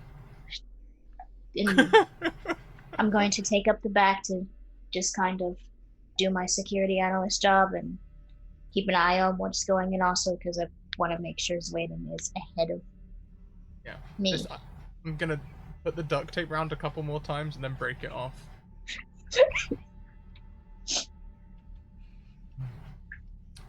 If anyone needs it, I'm putting the duct tape back in my toolbox, alright?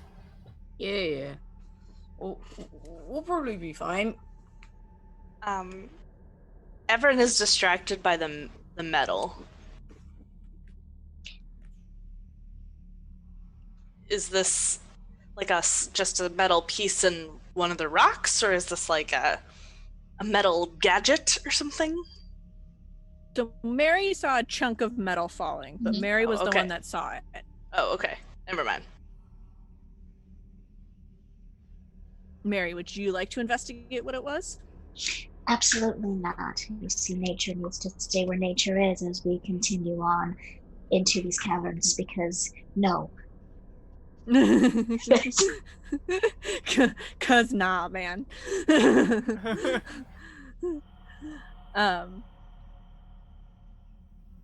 And you continue to walk. Floris, you had in your hands a camera and this communicating device. And you hear it turn on.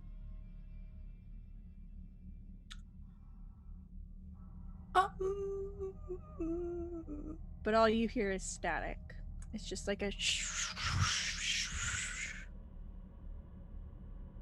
as you walk.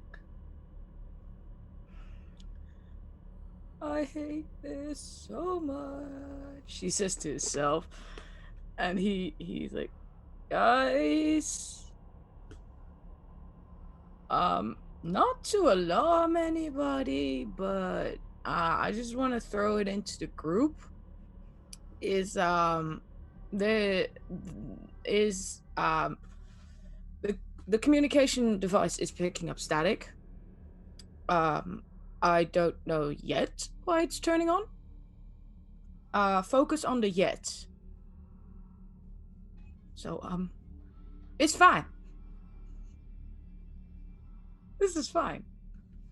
Is the device putting off static just that Flores can hear, or is it over the same channel that they all use?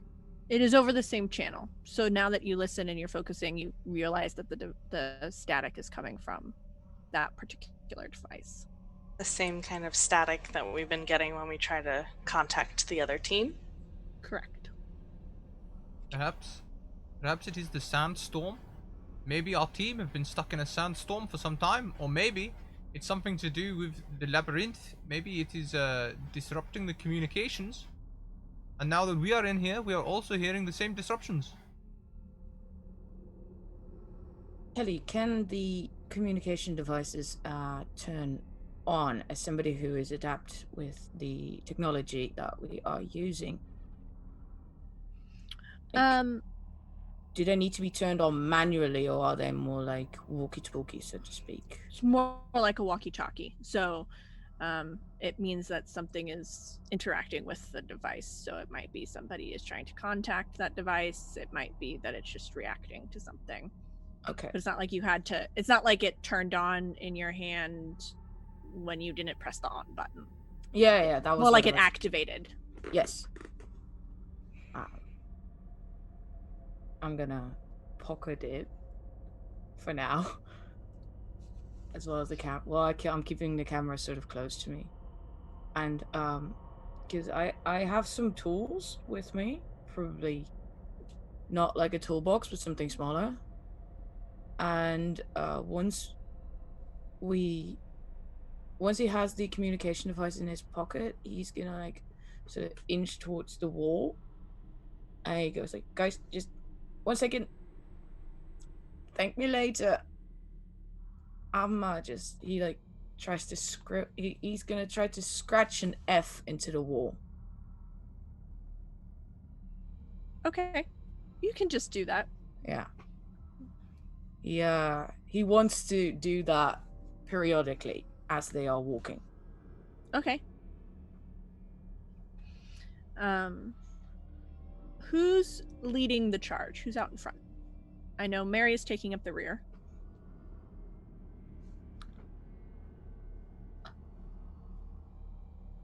I don't mind going in front. I went last time and I suffered for it, so I'll go ahead this time. Surely going first is safest, right? I'll stay pretty close to him, knowing that his suit is ripped. Yeah. So the two of you kind of lead the way, and at the same time you realize that you see a shape up ahead. But it's not a standing shape. It's kind of on the ground. And as you approach, you recognize that it's a suit, much like the ones that you are wearing. And as you get closer, there's like a shadow that seems to come out of it. Or maybe it's a rock that shifts above.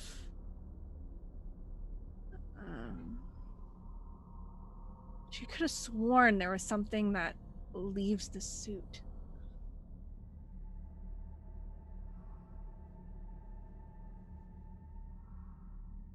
Is everyone else seeing this?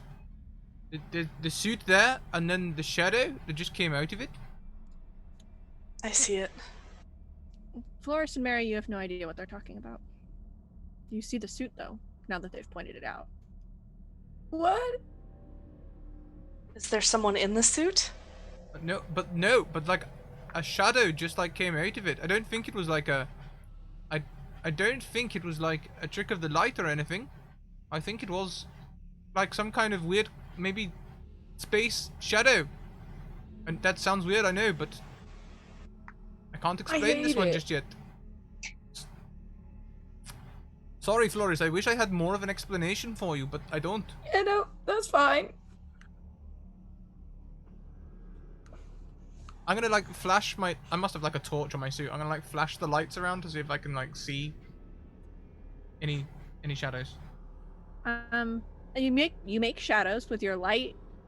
You see some rocks, but give a shadow. But you don't see anything really until the very end. Oh. Kind of looking farther up, you see a shadow that seems to move up the side of the wall. Oh But it's dear. hard to tell if that's the shape of this outcropping. But Hmm. and as you look up, you see another. Phew.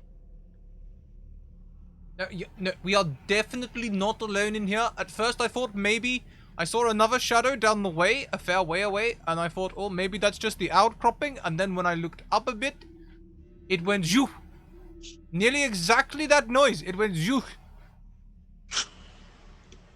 That sounds familiar, Mary. So behind us we have the elements, and before us we have the shadows of the unknown. Either way, they are not comforting odds, but we must move forward unless you'd like to take your chances behind. Has anyone examined the suit?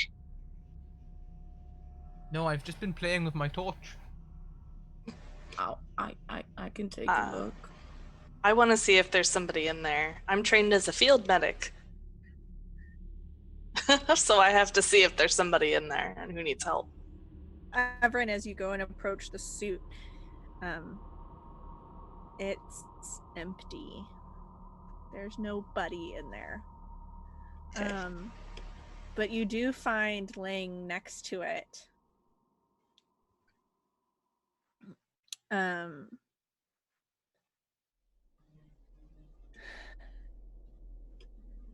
a small metal box.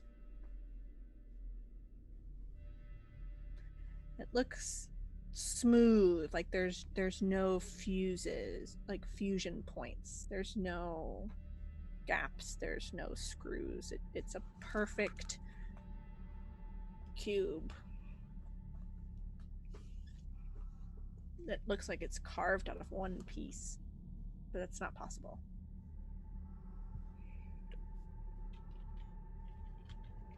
Does it look similar to the rods we found earlier? The rod. Yep.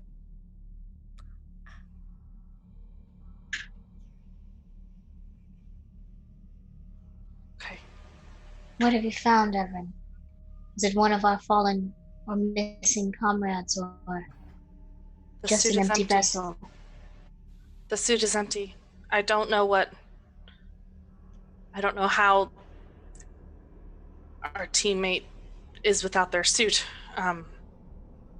But it's empty. Well, There's without the suit, there's 100% chance that they are deceased, but I mean, Everin there must holding- be a small percentage that maybe they found an inhabitable area or something. I'm willing to put that down to a 98.2% based on the data that we have. Never Other tell me the shadow. odds. Each of you, as you speak in turn, the box changes shape to look perfectly like your face. A bust of your head as each of you talk. I hate that. Oh dear. They didn't teach me anything about that in school. Try to change it, you will ruin it. Try to hold it, and you will lose it. Alright. There are only two paths here, forward or backwards. We must make a decision. I know, Zoidon, that we are not alone, because behind us something was above. We're not taking the weird face box, are we? I'm not carrying it. You can carry it. I'll carry it. Oh, you wish to. I will never dictate the actions of another. I just want you to carefully consider you're dealing with something that continues to look back at me every time I speak and looks exactly like me when that happens. It's a little... If I was to ever be disconcerted, I would be disconcerted at this moment. Put it in a bag or something. I won't touch it. Thank you so much, Evelyn. I know we want to explore and find new things, but I would prefer not to find new things that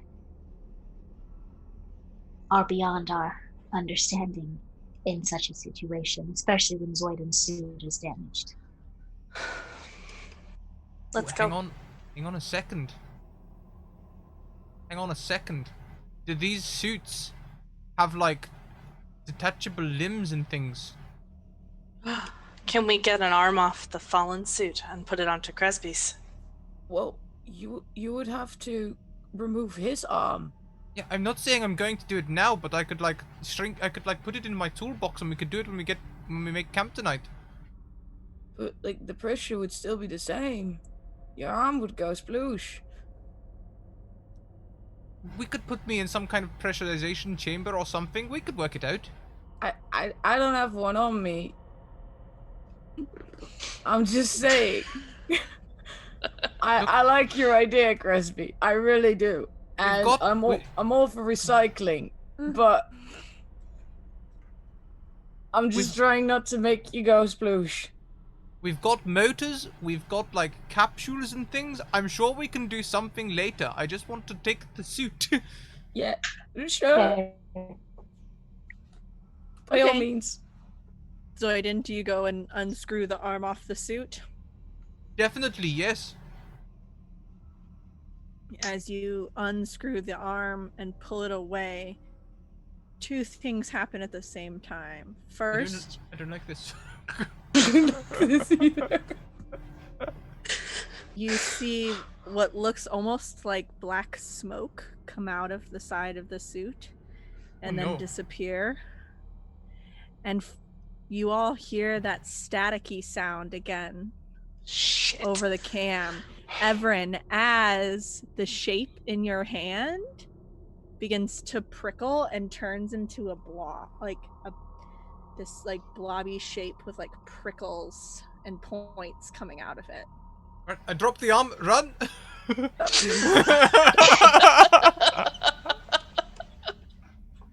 I do not say, I told you so, because that would be, beneath me, but there is that look. This was much like pushing the rover for 4 hours through the desert. This too was a bad idea. Let's run. Which way are you running? Into the labyrinth. Can't go outside to the elements. Yeah. Actually going in deeper.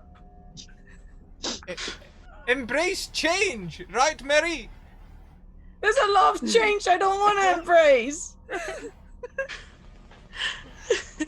Forrest runs after him. Oh wait, no, wait. When We're on Mars, aren't we? So it's not like that. It's more like. Yeah. The box, when the static is going, it's shaped like these prickly things. But when one of the others talks, it goes back to their face. Like it's changed. Oh. Okay. Everyone, I will put in an order for more books for you. I just beseech you, please leave the strange, blobby, spiky box behind, and we must go. I cannot go until you go because I literally get paid to make sure you all continue going. Because it's literally, I have one job. Thank you very much, Amber, who gifts one more random roll. If you could roll that in chat, that would be fantastic. Use !roll. Okay, I'm gonna start running. Oh, and tell us who you want to have it. Do you keep the box? It comes along behind me. I'm not carrying it. It's in your. You've put it in your bag. Nope, it's not in my bag. It's just floating next to me. Oh, you're telekinetically bringing the box along. I said I wouldn't touch it. And as you all kind of make haste deeper and deeper into the labyrinth, is it supposed to be this dark outside? You guys have only been up for a couple hours. But as the walls of the labyrinth loom higher and higher overhead, it blocks out more and more of the light. You think that to climb to the top would be a mile high as you reach deeper and deeper into the labyrinth. And you come across a fork in the road. Who left this cutlery in the middle of the Oh, God, I'd like to tender my resignation, please. We're done. I'm Scrat. I'm trying to produce a vibe here. You're messing up the vibes. Vibe check. Vibe check, Scrat. Sorry. Read the room, Scrat. Read the room. Oh no! Do we go left or do we go right? Are there boot prints on the ground of which way our friends might have gone? As you look on the ground before you, you see 2 sets of boot prints heading to the left. You also find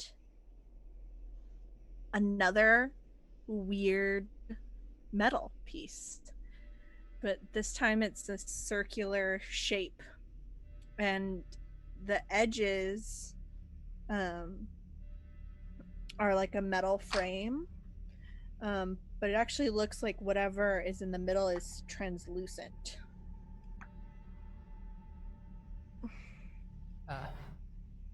Look, it Hold looks on. like... Go on. I have an idea.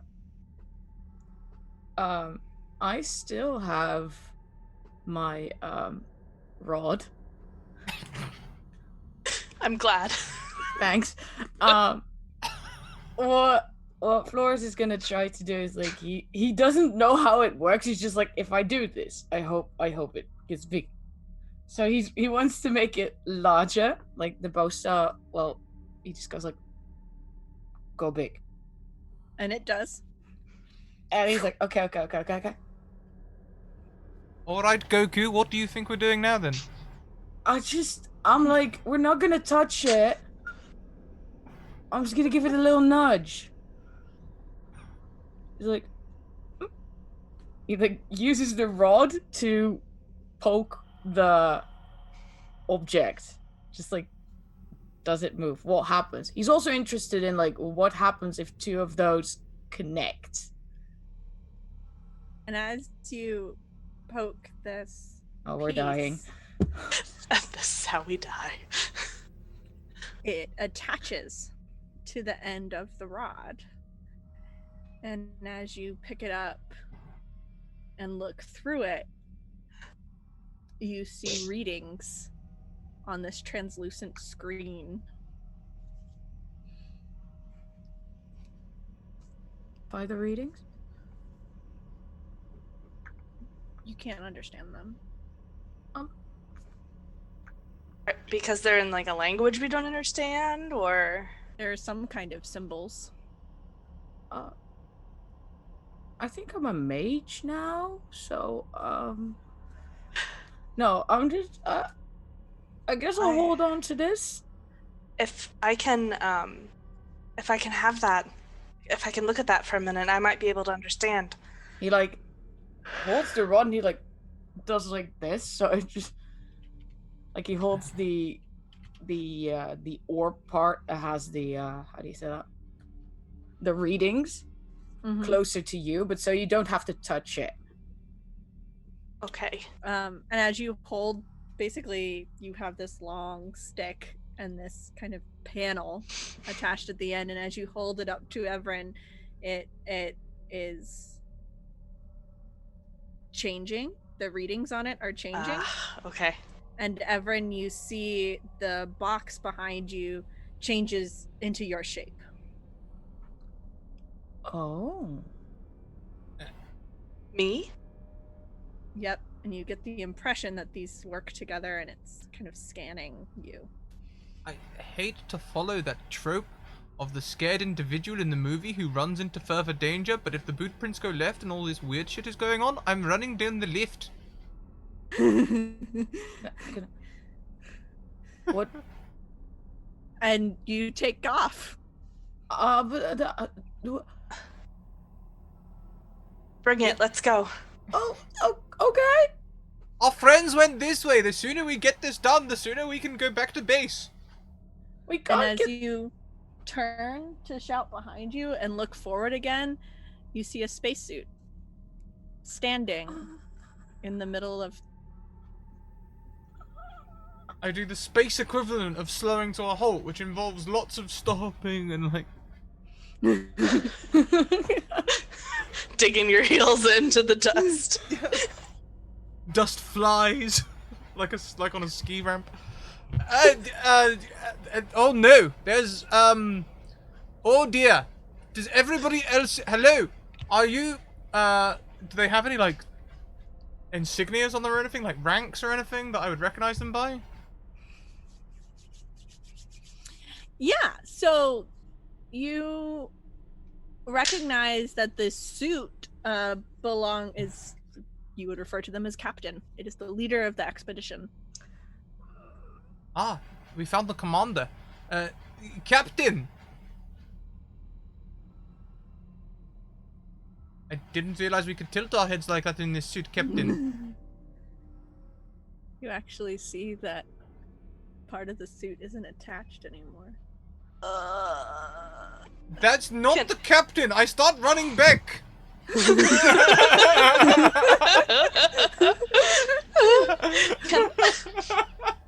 Meanwhile, I'm just sort of standing there, removing the bow staff pieces from my, and just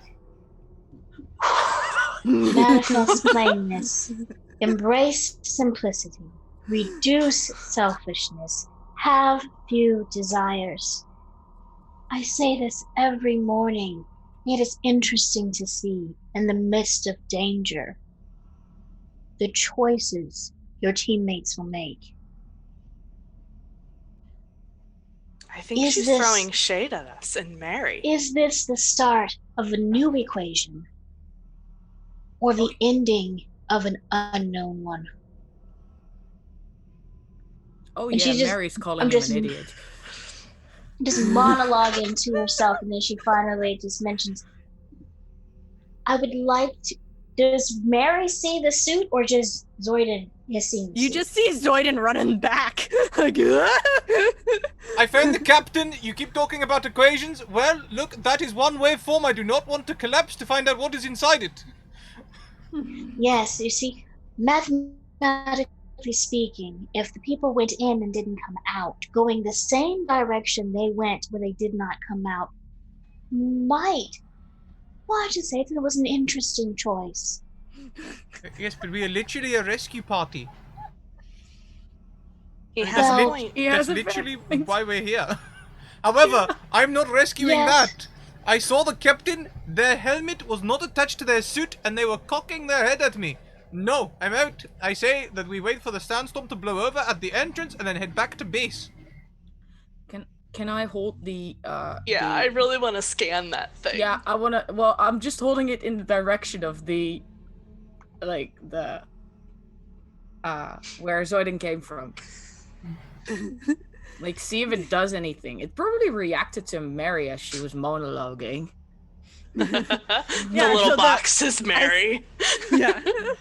But as you kind of spin around, first you get your box looks like Zoiden.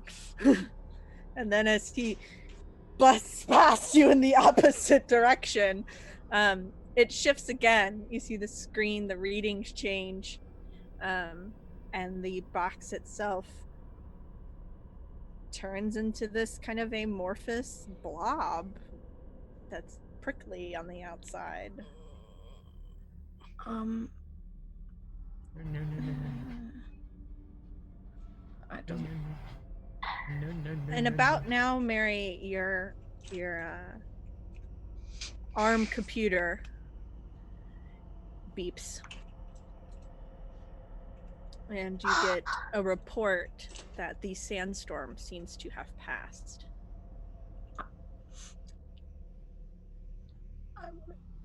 Now we have several options here. I'd much like yours. Zoiden. Okay, well, here's the thing. We are a rescue party. We're not exploring right now, and it doesn't seem like we'll be able to complete a rescue because the levels of danger here don't match the levels of equipment we brought.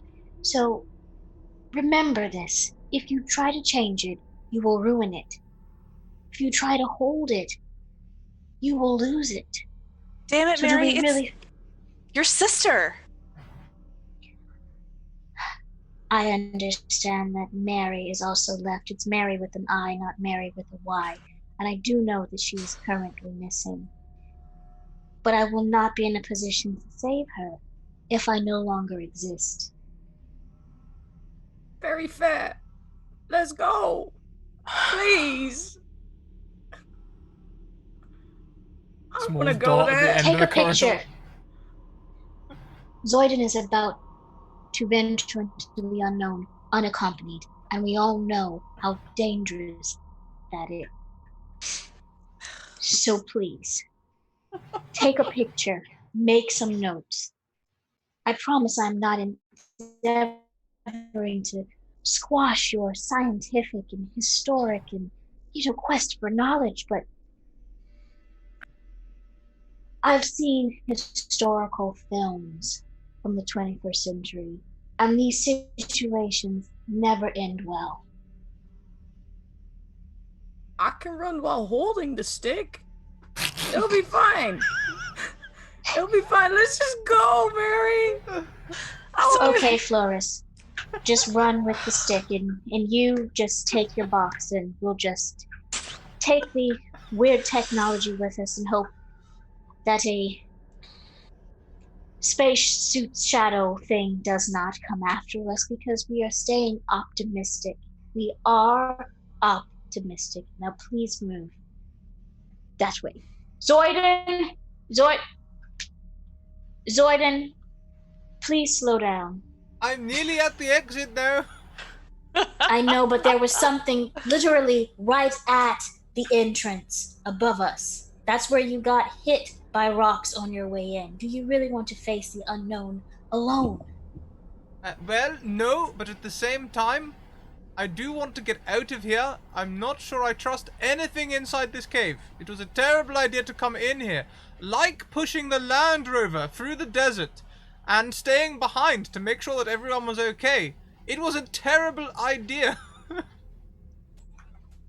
As long as you have come to this conclusion with your own self-retrospection, all I can say is I congratulate you for embracing your truth. Now, Everin, Flores, I cannot leave until you all We're go ahead going. and We're going. We're We're going. going. we were like, We ready already to go. started, Mary.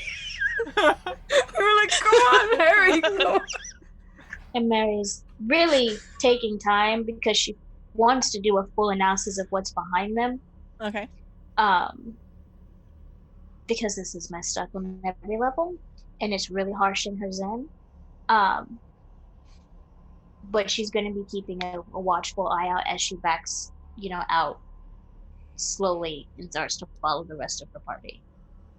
Okay. Zoidan, as you kind of hit the edge of the labyrinth, do you wait? Well, it depends. Mary kept saying about things being above us, so I would like to have a little look. And if there is some weird stuff above me, then I'll probably burst out towards the rover. Try and get the engine started,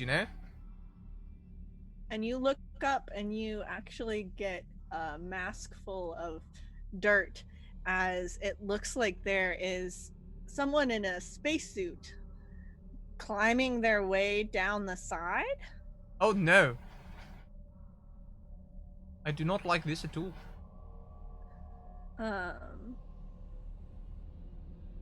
My accent's slipping so hard. Zoidan, how's it going up there? There is a strange person crawling down the wall towards me. It's like some kind of freaky Spider-Man. I'm not happy about it. I'm just going to run outside. I need a verbal confirmation that you are knowingly running into danger against the advisement of the security officer, so that any and all damage that may take place during this choice will not be put on my record of liability. We're not gonna have a record. Let's go, Mary. Yeah, Mary, at this point, I think worrying about the record is kind of, moot. They're not gonna believe anything about this. You know how they are. We just need to get out.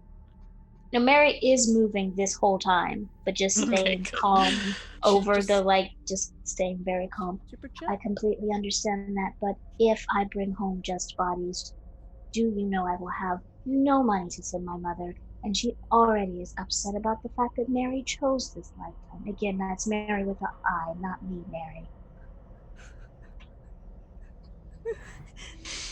Zoidan, this figure's using a rope to climb down. Oh. Scratch that. Maybe That's better. Maybe it's not like Spider-Man. It looks like they're using a rope. I'm going to stop, okay? I'm going to stop and give a more detailed analysis towards it. If you hear me screaming, possibly consider turning back. And I'm going to look up at the thing and try and see if is it tilting its head. That'll be my first clue. No. It looks like they're struggling to climb down off of the side of the cliff. All right, and can I see? Maybe do they have a rank? Are they like a corporal or something like this? It looks like just one of the standard members of the crew. Hello, friend. Are you normal?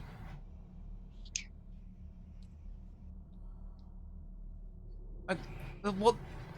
Is this braking? Is that hand signals? We haven't used those since the 19th century, friend. Calm down. You don't hear any. They're coming down, but you don't hear anything. I bet they've lost their telecommunicator. I bet that's the one that Flores is holding in their hand. All right. I think that they are safe. They are making hand-waving signals. It seems like they're trying to communicate and not just cocking their head at me in some weird way. So I'm going to try and help them down. Don't go to them now. We're almost there. Well, we can converge here. You come along. Yeah, I'm trying. I'm running as fast as I can.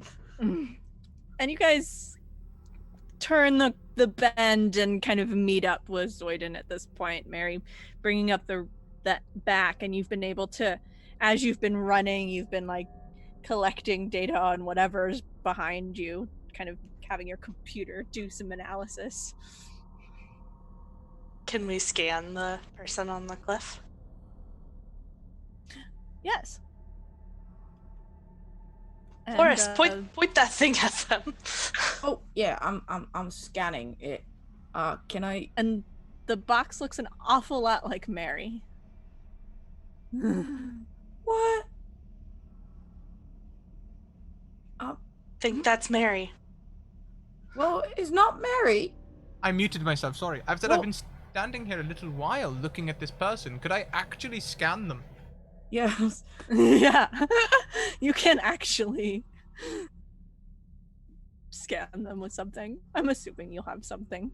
Well, it's my ability. It's like built in or something. I don't know. Maybe it's a part of my suit. Maybe I've got like a wavelength scanner. Yeah. It takes a minute to boot up. That's why I don't use it all the time.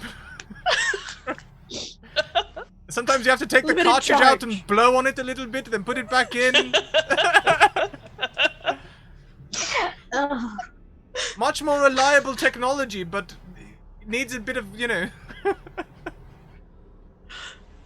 Exactly, it's a tricorder.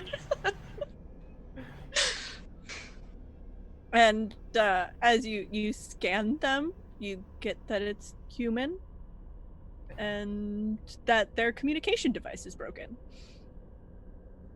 Hey, they seem to be human, and their communication device, it is broken. All right. It's Mary. Yeah, it seems to be Mary. Difficult With to an tell. eye. I can't scan its mood. I think it might be slightly distressed, just coming from somebody who might know people, and considering that I'm pretty distressed.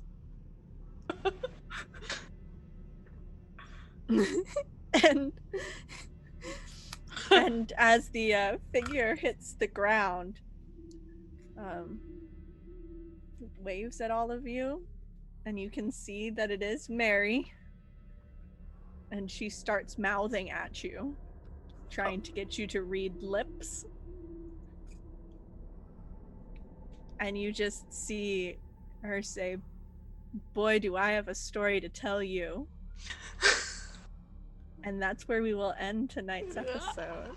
Ah! Kelly, that was so much fun. I could have easily gone on for another hour. Oh yeah, I could for have. sure. Definitely. There was so much more, but It's just we spent all that time pushing the rover. we spent a lot of time pushing. I'm playing with rods and stuff like that. Yeah, the rod just felt like a major sidetrack. Oh, that was. I'm so sorry. I didn't know it was like an item. I thought it was like, this is gonna help us do everything. I don't know, man. You sent me somewhere, and I think it's like alien tech. I'm like, this is it, fam. Well, I Kelly. flavored the random items pretty heavily, but they did things. that is They the were beauty cool. of random Yeah. roll tables. Flavoring them heavily. Use them as inspiration, otherwise they get boring. So, let's go around. Let's say hello to everyone. Tell us who you are, where we can find you online, and all the wonderful things that you get up to. And then we'll be calling this shenanigan a shindig. So, let's go the opposite way around and start with Kai, academic. Hello, I'm Kai. I can be found on Twitter as academic. I do a lot of stuff. You can find me again next Wednesday and every Wednesday at 6 p.m. EST on the Scratticus Academy at Isle of Blissmouth. I can still pronounce it. It's fine. It's a good show. Come watch it. Other than that, I am on Twitter and I yell a lot, so follow at your own discretion. It's been great. Thank you, Kelly, so much for this. Truly, it has. Next around the screen, we have Nerdly. Hey, Natalie. Hey, thank you, Kelly. That was so much fun. So scary and interesting and wonderful. I'm at NerdlyB. I am on Twitter. I am in the Discord, and I am usually hanging out and being silly and yelling a lot in chat on the Academy. Fantastic. Thank you so much. Next around the screen, we have Honey and Dice. Hey, Honey. hello. I had to play a super Zen character to fight against all my natural instincts when it comes to anything related to horror. So that was a coping mechanism to just keep it from being. What does your character do? She turns around, gets back on the rover, and leaves. Like, the end Gets of it. back on the spaceship, presses the eject button, heads back to Earth, finds a new career. Like, Nope. Don't get paid enough for this. I'm a little bit too dark skinned for this, but still. Sorry, recovery here. I'm Honey, aka Honey and Dice. You can find me on Twitter at Honey and Dice. I'm everybody's biggest cheerleader. I created and run the Embrace the Initiative workshop where I help DMs existing and new become more confident and comfortable leaders in their hobby. I play on Princesses Save Dragons every Sunday. I play a gnome ranger named Lalani Savor. I am apparently better known for Uncaged live streams playing Bisquelia Honeysuckle, aka Biscuits. But really, you can find me mostly on charity streams. I DM, I run stuff. I really just want to be a light and contribute to other people who are being lights in the community because there's a real need for more love. And that's why I always say, love your you because I love you. So thank you so much, Scratticus, for having me. Kelly, amazing. Dr. Whovian kind of feels it was really feeling so good. So thank you all, and I love you all, and I'm always glad to come back when you need me. Yes, thank you, honey. That message is everything, just everything. Kelly, before we go to you, quick apology. I react to fear with humor, if you hadn't guessed. it's fine. we just went a little like scary movie with it. It's fine. You sufficiently scared me, though. I was very unsettled by a lot of it. I got a very Unsettled Kubrick is vibe. where I want to be. Definitely Stanley Kubrick vibe. I said it in chat earlier. Yeah. Definitely big time. Yes, definitely. Unsettled and intrigued. Is it my turn? Yeah, it's your turn. Yeah. I got overwhelmed with like people saying nice things about me, and then I ran away. That's fine. Hi, I'm Kelly. AKellyLane on Twitter. You can find me there, tweeting about my job as an academic and TTRPGs. You can also find me here Monday nights at 10:30 p.m. EST in Tact and Diplomacy, which is our Shadows of Esteren game. It's kind of creepy, but it's a system all designed around like mental health and screwing with people's heads. So watch at your own peril. It's super fun though, and we just there's the inter PC tension is just rife. Thursday nights in a couple weeks, I will also be on the channel at 10 p.m. EST, starting to play in the Underground, which is a Pulp Cthulhu game that I'm very excited about. Delayed start due to the holiday and PAX travel. But I'm in that one with Sammy, who is my partner. So if you want to see like on-screen shenanigans between the two of us, that would be a great show to tune into. I'm also just around, generally speaking. You can find me writing articles for Scrat's Patreon and editing and writing and contributing to things on DM's Guild. But keep an eye on my Twitter for where I might be at on any given week. Yeah. And I shouted out Thanks. Sammy as well because I can.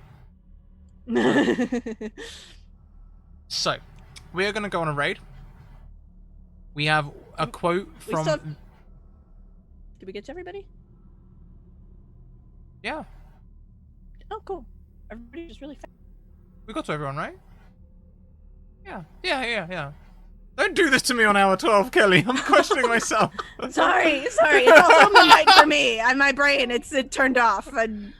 So, Spooked. we do have one quote from this session that got added to the quote bank. And that is, God. I'm sorry, I just want to know what makes the rod grow. Which is definitely our raid cry. We're gonna go on a raid. Please check out our sponsors: Mage Hand Press, the Dark Matter. You can't do that in Zoom. Okay. Mage Hand Press, Dark Matter, hardback, pre-order now. MHP Scrap, get a discount, 15%. The Deck of Many Things. The book that I had in my hand a minute ago, the Humblewood book, hardback, available now. Black Friday sale, £100, free shipping. Code Scratticus. Hero Forge, hundreds of parts, thousands of combinations, unique poses. Create your own minis, plastic, metal, 3D print your own. Let's go on a raid. We did it! Thank you very much, everyone. Thank you, everyone, for coming and supporting us today. We will be back on Monday. Excuse me. Monday! With whatever show is first on Monday. Oh, it's my show! Mage Hand Mondays on Monday. See you then. With Stella Luna, who's in chat. See you later, everyone. Keep on evoking emotions. Bye!